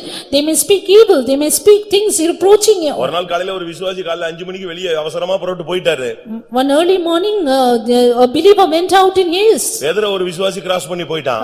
Oppositely, a believer crossed in இவர் அவனை பார்க்கல. And he did not look at him. ஆனா 5 நிமிஷத்துல அந்த கிராஸ் பண்ணி போன விசுவாசி ஃபெய்தமுக்கு ஃபோன் பண்ணிட்டான். But within 5 minutes, the believer who crossed called up the faith home. காலையில ஒரு விசுவாசியை பார்த்தேன். And said, I saw a believer this morning. அவர் ஸ்மோக் பண்ணிட்டு போயிட்டு He இருக்காரு. was smoking. எப்படி இருக்கு? How would it be? காலங்கத்தாலே ஊழியக்காரர் எழுப்பிட்டான். Early morning, this old fable started. உடனே அவர் என்ன பண்ணிட்டாரு? And he, what did he do? அந்த விசுவாசி எப்படி பண்ணிட்டான்? உடனே அவனுக்கு போனை போட்டாரு. Even that believer called up this faith home. நான் உன்னை எவ்வளவு நல்ல விசுவாசின்னு நினைச்சேன். How good believer I thought he நீ is. இப்படி பண்ணிட்டியாமே. But now he committed like அவன் this. சொன்னா ஐயா நான் ரட்சிப்புக்குள்ள வர்றதுக்கு முன்னாலயும் சிகரெட் குடிச்சது இல்ல, வந்த பிறகும் குடிச்சது இல்ல. And then when they inquired that brother, he said, I have not smoked the cigar even before my salvation. இல்லையே, இப்போ உன்னை பார்த்துட்டு ஒரு ஆள் சொன்னானே. No, right now, a brother called up saying he has seen you smoking. அப்பதான் புரிஞ்சுது அது பனி நேரம், இவன் கொட்டாவி விட்டான், அந்த புகையை பார்த்துட்டு இந்த ஆள் பத்த வச்சுட்டான். Then he saw that he yawned in the snow time, and because of that I was as though it was smoking. எப்படி இருக்கும்? எப்படிப்பட்ட விசுவாசி கண்ணாடி போட்டிருக்கான், எவ்வளவு தெளிவான கண்ணாடி. See, the good believers see ஒரு his காலத்துல இவன் steps. குடிச்சிருந்தான் பாத்தீங்களா, அந்த குடிச்ச பழக்கத்துல இப்படித்தான் புகை வரும்னு அவனுக்கு கற்பனையில இருக்கு. And he thought because he was smoking once, his habit would be that. இதே மாதிரி ரொம்ப பேர் இருப்பாங்க சபையில. ஒரு 4 பேரை ஆண்டவர் அப்பாயிண்ட் பண்ணி வச்சிருக்காரு. And like that, இப்படி எவனையாவது குறை சொல்லிக்கிட்டு எழுதி போட்டுக்கிட்டு இப்படியே சுத்துறதுக்குன்னு ஒரு 4 பேர் பறந்திருக்கான். பாவம், அவன் எங்க போய் நிக்க போறானோ தெரியல. and like that God would have appointed some people in the church always to blame and accuse others, don't know where they are going to end up. இவன் பயோடாட்டாவை பார்த்தா ஒருத்தனுமே நிக்க மாட்டான், சபையிலே அவனை விட மாட்டான். But he will not allow anyone to come into the church. நம்ம ரொம்ப கவனமா இருக்கணும். But let us be very careful. எவன் என்ன சொன்னாலும் நீ பாவம் செய்யாம இருக்கணும். Whatever others may say, you should not commit sin. தேவனால் பிறந்தவன் பாவம் செய்யான். He that is born of God will not commit sin. ஏன்னா அவனுக்குள்ள இயேசுவின் ரத்தம் இருக்கு. Because the blood of Jesus is அந்த in him. ரத்தத்துல பாவமே கிடையாது. There is no sin in that blood. பாவம் இல்லாத ரத்தம். A sinless blood. குற்றம் இல்லாத ரத்தம். Blameless blood. அடுத்ததாக 3 யோவான் 11 வசனம். 3 John verse 11. 5வது அடையாளம், நீ தேவனுக்கு பிறந்தேன்னா இந்த அடையாளம் எல்லாம் இருக்கும். இந்த அடையாளம் இல்லன்னா நீ இன்னைக்கு கிளியர் பண்ணணும். Fifth identification of you being born of God, if it is not there, clear it up today. நீ உன்னை கண்டுபிடிக்கிறதுக்கு ரொம்பலாம் யாருன்னு கண்டுபிடிக்க வேண்டாம். And you need not take a long time to find who you are. நேத்து நான் பேப்பர்ல படிச்சேன். Yesterday in the paper I saw. நீ எச்சி துப்புனா எச்சியை வச்சு செக் பண்ணி நீ யாருக்கு பிறந்தன்னு கண்டுபிடிச்சறான். If you spit, then with that spittle you can find out who the person is. நீ துப்புற எச்சில வச்சிட்டு உனக்கு என்ன வியாதி இருக்குன்னு சொல்லிடுறான், நீ யாருக்கு பிறந்தன்னு சொல்லிடுவான். Just with the spittle they can find the sickness you have and to whom you are born. நீ முழிக்கிற முழியிலே கண்டுபிடிச்சிடலாம். Just with the sight you நீ உட்கார்ற ஸ்டைல்லே கண்டுபிடிச்சிடலாம். Just with the sitting style they can நீ find out. நடக்கிற நடையிலே கண்டுபிடிச்சிடலாம். Just with your walk they can find out. உன் பிரேயர், உன் விசுவாசம், உன்னுடைய அன்பு, உன்னுடைய நீதி, உன்னுடைய ஒவ்வொரு அசைவுகளிலும் கிறிஸ்துவை நீ வெளிப்படுத்த முடியும். Just with every movements in your spiritual life you can reveal Christ. 3 யோவான் 11 வசனம். 3 John verse 11. 5வது மச்சம். Fifth identification. A mole. பிரியமானவனே, நீ தீமையானதை பின்பற்றாமல் நன்மையானதை பின்பற்று. நன்மை செய்கிறவன் தேவனால் உண்டாயிருக்கிறான். நன்மை செய்கிறவன் தேவனால் உண்டாயிருக்கிறான். He that doeth good is of God. நீ நன்மை செஞ்சா நீ தேவனால் உண்டானவன்னு ஈஸியா கண்டுபிடிச்சிடலாம். If you do good, it means you are born of God. நன்மை எப்படி செய்ய முடியும்? How can you do good? Pavul ரோமர் 7 அதிகாரம் 24 வசனத்துல பேசும் பொழுது Saint Paul says in Romans 7:24. அங்க என்ன சொல்லுகிறாரு? What does he say? நன்மை செய்வது என்னிடத்தில் இல்லைன்னு சொல்றாரு. I have nothing in me to do நன்மை செய்யணும்னு good. ஆசைப்படுறேன். I decide to do good. நன்மை செய்வதோ என்னிடத்தில் இல்ல. But doing good is not in me. காரணம், Reason? பாவம் என்னில் ஆளுகை செய்கிறது. Sin reigns over me. நிர்பந்தமான மனுஷன் நான். Oh wretched man that I am. யார் என்னை விடுதலைக்குவார்? Who shall deliver me? யார் நன்மை செய்ய வைக்க முடியும்? Who can make me do good? ரோமர் 8:2 சொல்லுகிறது. Romans 8:2 says. கிறிஸ்துவனுடைய ஜீவனுள்ள ஆவியின் பிரமாணம் பாவம் மரணம் என்ற பிரமாணத்தினின்று என்னை விடுதலையாக்கிற்று. Law of the spirit of life in Christ Jesus has made me free from the law of sin and death. ஒரு தேவனுடைய பிள்ளை நன்மை செய்கிறவனாய் மாறணும். A child of God should do good. அதை நீங்க விளங்கிக் கொள்ள வேண்டியது அவசியம். We need to understand this well. நன்மை செய்கிற எவனும் தேவனால் உண்டாயிருக்கிறான். Everyone that is doing good is born of God. இன்னைக்கு நம்மால் நன்மை செய்ய முடியுமா? Today will we be able to do good? நல்ல அபிஷேகம் இருந்தா நீங்க நன்மை செய்யலாம். If you have a good anointing you can do good. அபிஷேகம் இல்லன்னா உன்னால நன்மை செய்ய முடியாது. No anointing anointing you can do no good. அவங்க செஞ்ச தீமைகள் அவங்க உங்களை பேசின வார்த்தைகள் தான் முன்னால வந்து நிக்கும். Then you can all the time remember only the evil things said by நல்ல others. அபிஷேகம் இருந்தா அவங்க செஞ்சதெல்லாம் உனக்கு சந்தோஷமா ஏத்துக்குவ. But if you have a good anointing, you will accept the words of others with joy.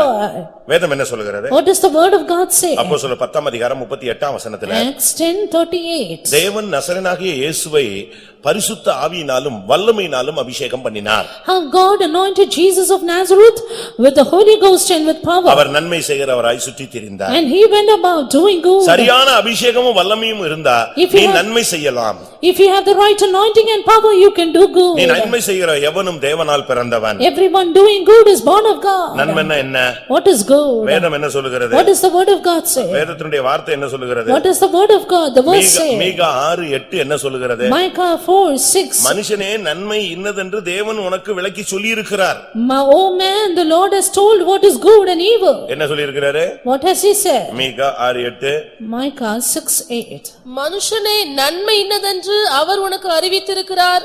நியாயம் செய்து இரக்கத்தை சிநேகித்து உன் தேவனுக்கு முன்பாக மனத்தாழ்மையாய் நடப்பதை அல்லாமல் வேறே எண்ணத்தை கர்த்தர் உன்னிடத்தில் ஆண்டவர் கேட்கிறார். சொல்றார் நன்மை இன்னதுன்னு உனக்கு சொல்லி இருக்கிறார். The Lord said, I have showed you what is good. நீ இரக்கத்தை சிநேகிக்கணும். Love mercy. நீ நன்மை செய்யணும். And you have to do good. நீ இந்த நாட்கள்ல உன்னுடைய வாழ்க்கையை நீ சரிப்படுத்திக் கொள்ள மனத்தாழ்மையா நடந்து பழகணும். Set your life right, try to walk humble. நீ நன்மை செஞ்சா If you do good, உனக்கு மகிமை எல்லாம் கிடைக்கும். you will have glory. நிச்சயமா தேவன் தருவார். The Lord will surely give it. ரோமர் 2 அதிகாரம் 10 வசனம் என்ன சொல்லுகிறது? What does Romans 2:10 say? முன்பு யூதரிலும் பின்பு கிரேக்கரிலும் எவன் நன்மை செய்கிறானோ அவனுக்கு மகிமையும் கனமும் சமாதானமும் உண்டாகும். உனக்கு சமாதானம் கிடைக்கணும், மகிமை கிடைக்கணும், கர்த்தர் உன்னை ஹானர் பண்ணணும் நீ ஆசைப்பட்டினா நீ நன்மை செய். If you desire that the Lord may honor you, glory you and give you peace, do good. நன்மை செய்கிற எவனுக்கும் கர்த்தர் ஐசுரியத்தையும் கனத்தையும் மகிமை சமாதானத்தையும் கொடுக்கிறார். Glory, honor and peace give it to every man that walketh good. அதுதான் ரொம்ப That முக்கியமானது. is very important. நன்மை செய்ய அறிந்திருந்தும் அதை செய்யாவிட்டால் அது பாவம். Having known to do good, if you don't do it, it is sin. அது தேவன் உனக்கு கணக்குல வச்சு கேட்பாரு. God will account it to you for. உனக்கு அந்த மச்சம் இருக்கான்னு பாரு. Do you see if you have அந்த that அடையாளம் mark? இருக்கான்னு பாரு. See if you have that அந்த identification சாயல் mark. இருக்கான்னு பாரு. See if you have that உன்னால likeness. நன்மை செய்ய முடியுமா? Are you able to do our good? நன்மை செய்கிறவராய் சுற்றி திரிந்தார். He went about doing உன் good. குடும்பத்துல உள்ளவங்க உனக்கு தீமை தான் செஞ்சிருப்பாங்க. Maybe the people in your family have done evil. உன் வேலை ஸ்தலத்துல உனக்கு தீமை தான் செய்வாங்க. People in your work spot have done evil. நீ நன்மை செய். But do good. தீமையை நன்மையினால் வெல்லு என்று வேதம் சொல்லுகிறது. Overcome evil with good, says the word of நீ God. அப்படி செய்யும் பொழுது கர்த்தர் உன்னை கனம் பண்ணுவார். When you do that, God will honor you. இந்த விஷயத்துல நம்ம ரொம்ப கவனமாக இருக்கணும். This matter we ought to be நமக்கு careful. விரோதமா பயங்கரமா பேசுவாங்க. They may talk terribly against எனக்கு us. விரோதமா ஒரு இடத்துல ஒருத்தன் பயங்கரமா பேசிவிட்டான். In one place, a man spoke against me terribly. சம்பந்தமே இல்ல. No connection at all. அவன் ஒரு சின்ன பிரச்சனையே அவங்க குடும்பத்துல உள்ள ஒரு சின்ன ப்ராப்ளத்தை என்கிட்ட சொன்னான். He told of a little problem in his family. அவன் சொன்ன ப்ராப்ளம் அவனுடைய ஒய்ஃபோட தம்பி பிரச்சனை. And the problem was about his wife's brother. அத மேட்டர் நீங்க தலையிட்டு பேசுங்கன்னு சொன்னானே. And he said, you just meddle and speak to them. அவன் அந்த பையன் இந்துல கல்யாணம் கட்டறான், அது வேண்டான்னு சொல்லுங்கன்னு சொன்னான். Because that boy was going to marry in a Hindu, he said, reject me. அவன் ஞானசானமே எடுக்கல, அவன் எங்க போய் கல்யாணம் கட்டினா எனக்கு என்ன ஆகுது? And he is not at water baptized, what about me for to me be indulged? ஆனா அந்த பையன் இந்துல கல்யாணம் முடிக்க போறான், அவன் இந்துல ஒரு கல்யாணம் கட்ட போறான், அவன் எப்படியோ போறான், நமக்கு என்ன? But let that boy get married in the Hindu family, what for me? ஆனா அந்த பையன் என்ன பண்ணிட்டான், அந்த கல்யாணம் கட்டிட்டு அந்த பொண்ணோட என்கிட்ட ஜெபிச்சிட்டு போயிட்டான். But you know that boy after his marriage came to me, prayed and went. அது இவனை ஹானர் பண்ணாம அவன் செஞ்சிட்டான்னு இவனுக்கு பயங்கர tension. But this brother was in great tension because I did not honor him. பொண்ணு வீட்ல அப்பா செத்து போயிட்டாரு. And the father died in the girl's நான் family. தான் மருமகன். And I am the நான் son-in-law. தான் முக்கியமான ஆளு. I am the important person. என்னைய கேட்காம அவன் கல்யாணம் கட்டினான். Without asking me, he got married. நீங்க உங்களை கேட்க சொன்னேன். And I asked you to ask அத him. மட்டும் கேட்கல. But you did not ask him. ஆனா கல்யாணம் கட்டிட்டு வந்த பிறகு அவனுக்கு ஜெபிச்சீங்க. Finally you prayed for that boy. அப்படின்னு ஒரு நாள் புலம்பிட்டு போயிட்டான். He lamented and went. அடுத்து ஒரு நாள் போன்ல எடுத்தான் பாருங்க. Next day he took the phone. வெளியரங்கமா பார்த்தா அவன் இன்னொரு இடத்துல reverend. Outwardly, he was a reverend for another church. அவரு பேர் போடும்போது ரெவரண்ட் தான் போடுவார். And he would say, put his name with the word reverend. நம்ம மீட்டிங் அட்டெண்ட் பண்ணுவான். But he attends our meeting. டிவில எல்லாம் பேசுவான். He would speak in the television. அன்னைக்கு பேசனாம் பாருங்க கெட்ட வார்த்தை. That day he spoke vulgar words. எங்க அம்மாவை பேசுறான், ஜாதிய பேசுறான், ஊரை பேசுறான். எனக்கு எங்க அம்மாவை அவனுக்கு கருப்பா சோப்பானே தெரியாது இந்த பையலுக்கு. He spoke about my mother, about my caste and things like that. கண்ணாபுண்ணான்னு பேசுறான். He spoke so much vulgar. எனக்கு என்ன மெண்டல் ஆயிட்டானா இல்ல வெறி பிடிச்சிருச்சா பிசாசு ஏறிச்சா?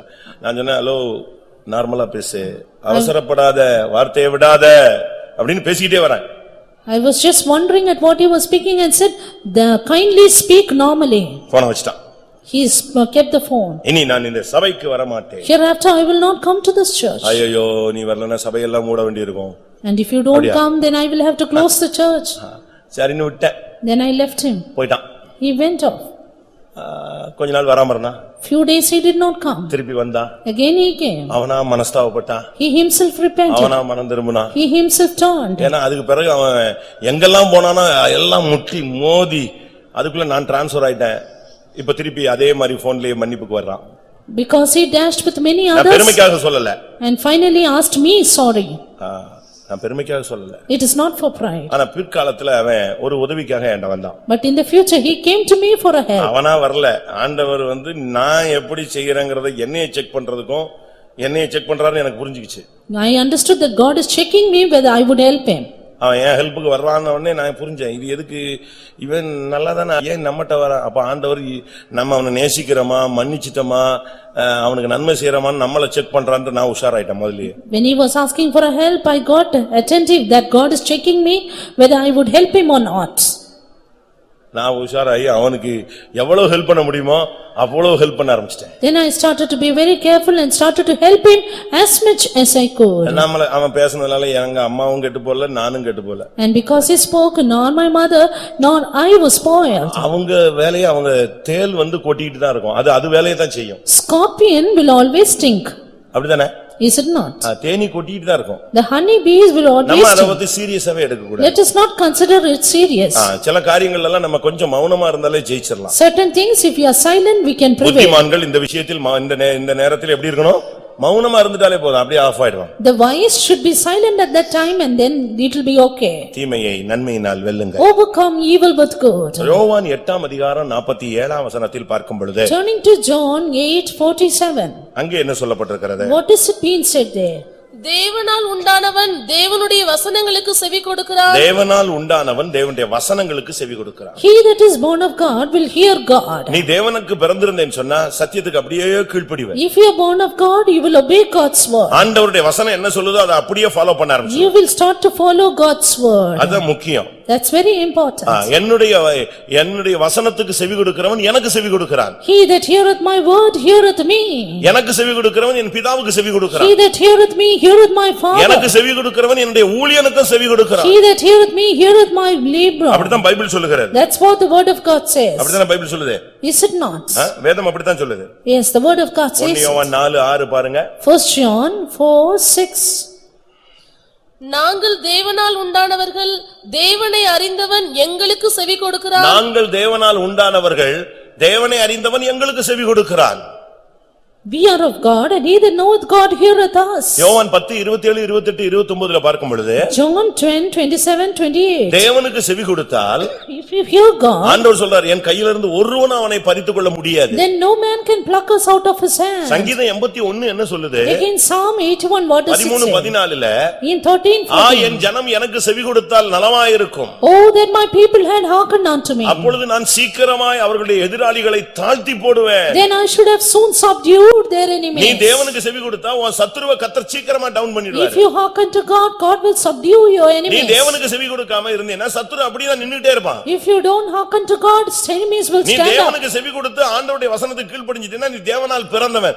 தனக்கு பிறந்தவனுக்காக கர்த்தர் யுத்தம் செய்வார். But if you hearken to God, you are born of God and God will fight for you. வாசிங்க சங்கீதத்துல பாருங்க 81 13 14. Psalm 81 13 14. என் ஜனம் எனக்கு செவி கொடுத்து இஸ்ரவேல் இஸ்ரவேல் என் வழிகளில் நடந்தால் நலமாயிருக்கும். நான் சீக்கிரத்தில் அவர்கள் எதிராளிகளை தாழ்த்தி என் கையை அவர்கள் சத்துருக்களுக்கு விரோதமாக திருப்புவேன். யாருக்காவது பிரச்சனை இருக்கு, எதிர்ப்பு இருக்குன்னு சொன்னா நீ முதல்ல கர்த்தருடைய வார்த்தைக்கு கீழ்ப்படி. நீ தேவனுக்கு பிறந்தவங்கறதை நிரூபிச்சிட்டீன்னா கர்த்தர் தன்னுடைய கரத்தை தூக்கிடுவாரு, அவன் தொலைஞ்சான். If you have some problem or opposition, soon obey God's word and God will fight for you. கர்த்தர் பேசிட்டே இருப்பாரு, நீ பாட்டுக்கு போயிட்டே இருந்தா எப்படி இருக்கும்? If God speaks and you go on your way, what will happen? Manasseh ஒரு பெரிய ராஜா. Manasseh was a great king. கர்த்தர் அவன்கிட்ட பேசினாரு. God spoke to him. அந்த ஜனத்திட்டையும் பேசினாரு. He spoke to the people also. கேட்க மாட்டேன்டான். But he said, I will not hear. கடைசில வெங்கல விலங்கு போட்டு முள்ளு செடிகளை வச்சு இழுன்னு இழுக்கும் போதுதான் ஆண்டவரே மன்னிச்சிருன்னு சொன்னான். Finally, only when he was fettered and put in the thorny bush, he cried out. 2 நாளாகமம் 33:10 பார்க்கும் பொழுது மனாசேயோடும் அவனுடைய ஜனத்தோடும் கர்த்தர் பேசியும் அவர்கள் கவனிக்காதே போனார்கள். ஆனபடினால் முள்ளுகளுக்குள்ள வச்சு அவனை இழுத்து 2 வெங்கல சங்கிலியை போட்டு இழுத்த பிறகுதான் உட்கார்ந்து முழங்கால் போட்டான். அப்படியா நீ முழங்கால் போடணும் ஒரு விசுவாசி? 2 Chronicles 33:10 and 11, Manasseh would not hearken to God's word. Finally, they put him in fetters and carried him to Babylon. Should you be done like that? கடைசி அடையாளம். Finally. நீ ஆண்டவருக்கு பிறந்தங்கறத கண்டுபிடிக்கிறது. The final identification to be born of God. அது என்ன? What is it? 1 யோவான் 5:18. 1 John 5:18. இதுதான் தெய்வீகமான வாழ்வின் உச்சகட்டம். This is the peak of divine life. தேவனால் பிறந்த எவனும் பாவம் செய்யான் என்று அறிந்திருக்கிறோம். தேவனால் பிறந்தவன் தன்னை காக்கிறான், பொல்லாங்கன் அவனை தொடான். நீங்க பாருங்க 2-3 சாராம்சம் அதுக்குள்ள மறைஞ்சிருக்கு. It's 2 or 3 summaries are here. முதலாவது நான் சொன்ன தேவனால் பிறந்தவன் பாவம் செய்ய மாட்டான். First thing, whosoever is born of God will not sin. ஆனா இங்கே எக்ஸ்ட்ரா 2 அம்சங்கள் But இணைக்கப்பட்டிருக்கிறது. even 2 other aspects are knitted here. தேவனால் பிறந்தவன் தன்னை காக்கிறான், பொல்லாங்கன் அவனை தொடான். He that is begotten of God keepeth himself, wicked one cannot touch him. நீ தேவனால் பிறந்தேன்னா உன்னை காத்துக்கிட்டு உன்னை எல்லா சூழ்நிலையிலும் காத்துக்கொள்வாய். If you are born of God, you will keep yourself in all situations. 1 தீமோத்தேயு 5:22 என்ன சொல்லுகிறது? 1 Corinthians 5:22, what does it உன்னை say? சுத்தவானாய் காத்துக்கொள். Keep thyself pure. நீ செத்து மீன் பிடிக்க கூடாது. You should not die and catch fish. நீ இருக்கணும். You have to be உன்னை alive. காத்துக்கொள்ளணும். Keep yourself. உன் விசுவாசத்தை காத்துக்கொள்ளணும். Keep your உன் faith. இருதயத்தை காத்துக்கொள்ளணும். Keep your heart. உன்னுடைய பரிசுத்தத்தை Keep காத்துக்கொள்ளணும். your holiness. உன்னுடைய தெய்வீகத்தை Keep காத்துக்கொள்ளணும். your divinity. உன்னுடைய ஊழியத்தை Keep காத்துக்கொள்ளணும். your ministry. உன்னுடைய ஒவ்வொன்றையும் நீ காத்துக்கொள்ள நீ கடமைப்பட்டிருக்கிறாய். Keep every aspect of yours.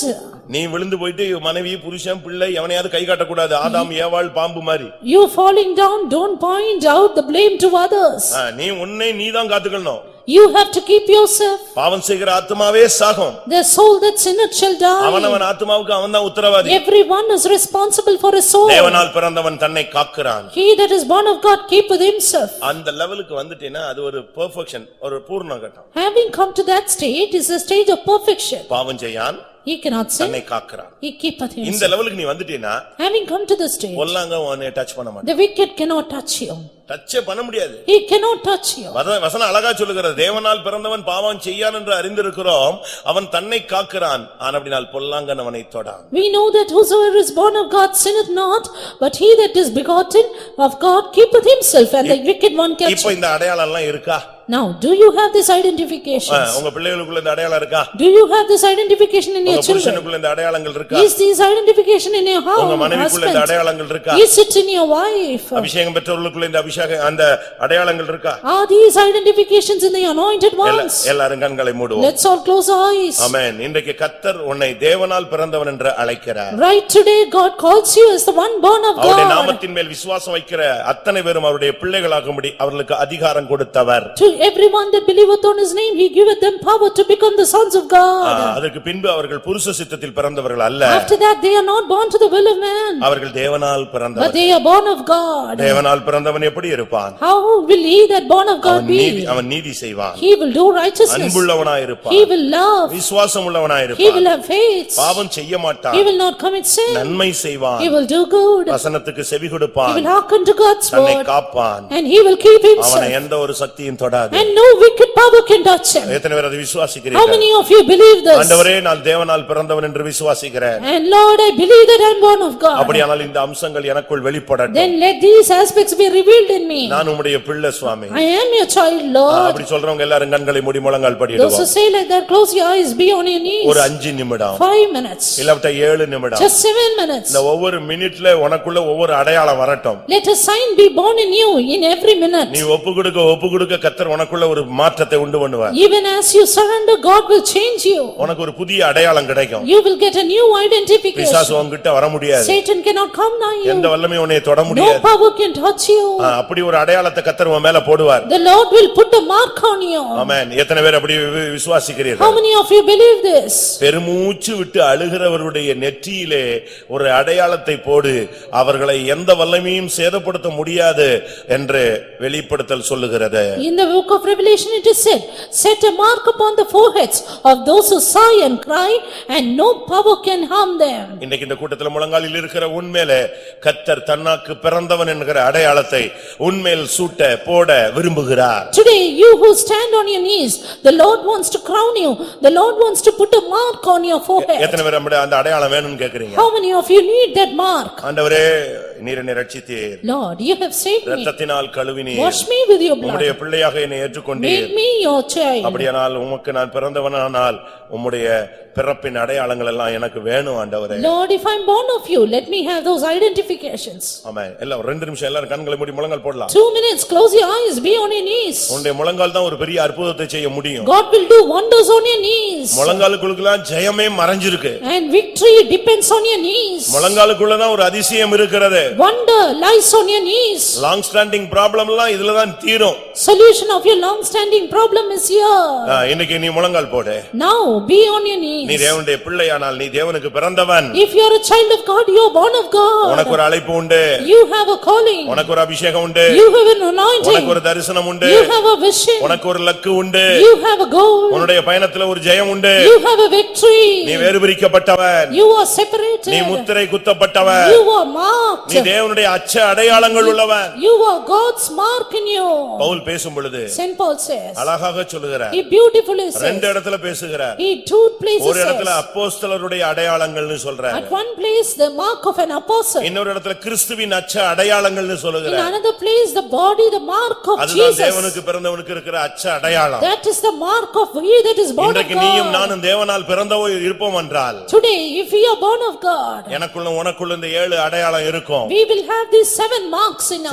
சில அடையாளங்கள் மூஞ்சில தெரியும். Some will be seen in our face. சில அடையாளங்கள் உடலில் இருக்கும். Some others in our body. அதுபோல So was it. உன்னுடைய ஊழியத்துல சில அடையாளங்கள் வெளிப்படும். You will have marks in your சில ministry. அடையாளங்கள் உன்னுடைய ஜீவியத்துல வெளிப்படும். Certain identification is in your சில life. அடையாளங்கள் உன் ஜெபத்துல வெளிப்படும். Certain marks in your prayer. சில அடையாளங்கள் உன் பிரதிஷ்டையில வெளிப்படும். Certain identifications in your சில calling. அடையாளங்கள் உன்னுடைய தீவிரமான பக்தியில வெளிப்படும். Certain marks in your godly zeal. சில அடையாளங்கள் உன் கண்ணீரில் வெளிப்படும். Certain marks in your tears. ஓ நீ தேவனால் பிறந்தவன். You are born of God. எத்தனை பேர் விசுவாசிக்கிறீங்க? How many of you believe this? தேவனால் பிறந்தவர்கள் கண்களை மூடுங்கள். Born of God, close your eyes. ஆண்டவரே உம்முடைய அச்ச அடையாளங்களால் என்னை நிரப்பும் என்று வாயை திறந்து சத்தமிட்டு கூப்பிடுங்கள். Cry aloud saying, Lord, fill me with your mark. கர்த்தர் அந்த கிறிஸ்துவினுடைய அச்ச அடையாளங்களை அபிஷேகத்தினால் உனக்குள் தரிக்கட்டும். By the anointing may God put the mark of Christ on you. தேவனால் பிறந்தால் உனக்குள்ள ஒரு அபிஷேகம் இப்ப வரும். If you are born of God, right now you will have an இந்த anointing. அபிஷேகம் உனக்குள்ள வரும் பொழுது When this anointing comes O in நீ you, நன்மை செய்வாய். you will do good. நீ அன்புள்ளவனாய் மாறுவாய். You will love. வசனத்துக்கு செவி You கொடுப்பாய். will hearken to நீ God's பாவம் word. செய்ய You மாட்டாய். will not sin. உன்னை நீ You will காத்துக்கொள்வாய். keep yourself. Hallelujah, hallelujah, hallelujah, hallelujah, hallelujah, Jesus, Jesus. Hikarabalabaka, ribidabalabara. Amen. Hallelujah, riarabalabalabalabakarabakatirabakatirani. Praise Him, praise Him. ஆமென். ஆண்டவரே இன்னிலிருந்து எந்த ஒரு வல்லமையும் என்னை தீட்டுப்படுத்தாதபடி, சேதப்படுத்த முடியாதபடி, மேற்கொள்ள முடியாதபடி என் மேல ஒரு அடையாளத்தை போடும். அது தேவனால் பிறந்தவன் என்று பிசாசும் பார்க்கணும், மற்றவங்களும் அறியணும். அப்படி ஒரு அடையாளத்தை அபிஷேகத்தினால் எனக்குள் உண்டாக்கும்னு எத்தனை பேர் கேட்க போறீங்க? அப்படிப்பட்டவங்க கரங்களை உயர்த்துங்கள் பார்க்கலாம். ஆண்டவரே அபிஷேகத்திலே உம்முடைய அச்ச அடையாளங்களை என்னுடைய ஊழியத்திலும் ஜீவியத்திலும் பதித்து விடும். ஹalleluya. ஒரு அபிஷேகம் உன்மேல் இறங்கட்டும். ஹalleluya. ஹalleluya. ஆமென். ஹalleluya. ஷடபகடபக திடபகடபக திடமானியா லேக்கரமனக ஷதனிபிலானியாரா ஓ திடபக திடானியாராஸ் ஏரிபிகடபகடபகடபகடபக திடபனக திடப ஹalleluya ஹalleluya ஹalleluya ஹalleluya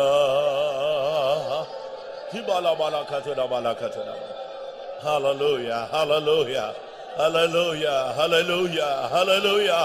Oh, rabakada bakatina bakatinania. Oh, ribina mania.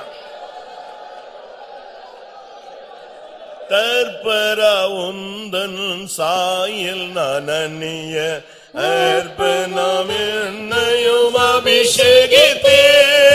Tarpara undan saayil nananiya arpanam ennayum abhishekite.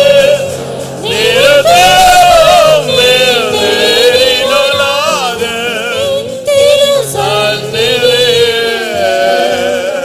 Nirudinamame tirinolage nirudinu sannile Tarpara undan saayil nananiya arpanam ennayum abhishekite. Tarpara Hallelujah. saayil nananiya arpanam ennayum abhishekite.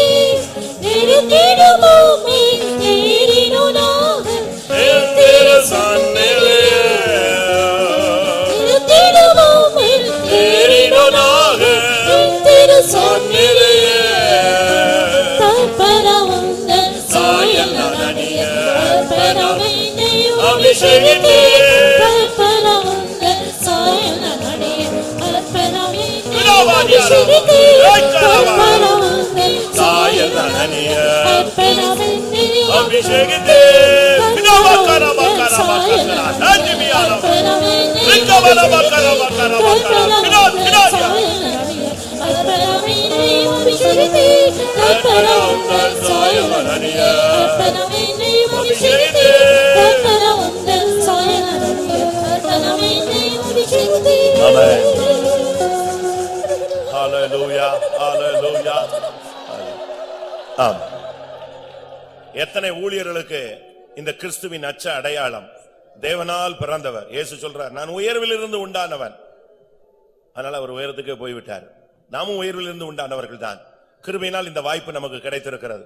எத்தனை ஊழியர்களுக்கு அந்த கிறிஸ்துவின் சாயல், அந்த அச்ச அடையாளங்கள், ஓ தேவனால் பிறந்ததனுடைய அடையாளங்கள் தேவைப்படுகிறது. எத்தனை வாலிபர்களுக்கு தேவை, எத்தனை சண்டே ஸ்கூல் டீச்சர்ஸுக்கு தேவை, எத்தனை பெற்றோர்களுக்கு இந்த சாயல் தேவை. ஆமென். நீ தைரியமா சொல்லலாம், நான் தேவனால் பிறந்தவன். ஆமென். நான் தேவனுக்கு பிறந்தவன். தைரியமா சொல்லு. ஹalleluya. ஆமென். சிலுவையிலே தொங்கினவருக்கு நான் பிறந்தவன். சிலுவையில் ஜீவனை கொடுத்தவருக்கு நான் பிறந்தவன். ஹalleluya, ஹalleluya, ஹalleluya.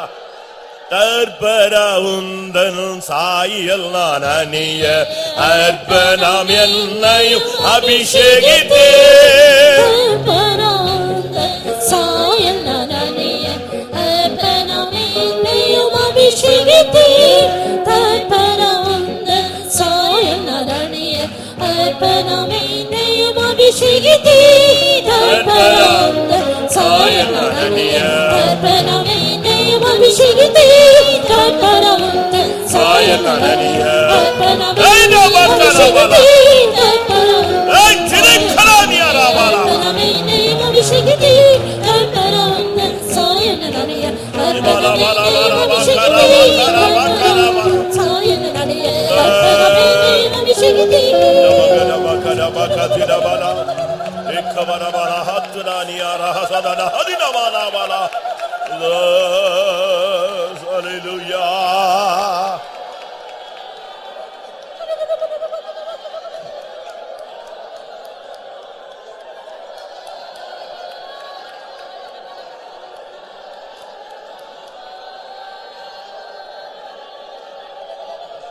ஆமா. பவுல் சொன்னார், நான் சிறையில் ஒருவனை பெற்றேன், சரீர பிரகாரமாக அல்ல, தன்னை போலவே ஒருவனை சுவிசேஷத்துக்குள்ள கொண்டு வந்து அவனை போலவே உருவாக்கினார். இன்னொரு இடத்துல சொல்கிறார், இன்னொருத்தனை பத்தி, அவன் என் உத்தம குமாரன். இன்னொருத்தனை பத்தி சொல்றார், அவன் என் மனசு போன்ற ஒரு ஆள். அதுபோல இன்னைக்கு நீ தேவனுடைய மனது போல மாற்றப்படுகிறாய். தேவனுடைய பிள்ளை என்ற உனக்கு அங்கீகாரம் மட்டுமல்ல, நீ தேவனால் பிறந்தவன் என்பதை வெளிப்படுத்த போகிறாய். ஓ, உன்னுடைய வேலை ஸ்தலங்களிலே, உன்னுடைய வீட்டிலே, உன்னுடைய ஊழியத்திலே நீ அவருக்கு சாட்சியாய் நீ தேவனால் பிறந்தவன் என்பதை நிரூபிக்க போகிறாய். உனக்குள் இருந்தவர் நிரூபிக்க போகிறார்.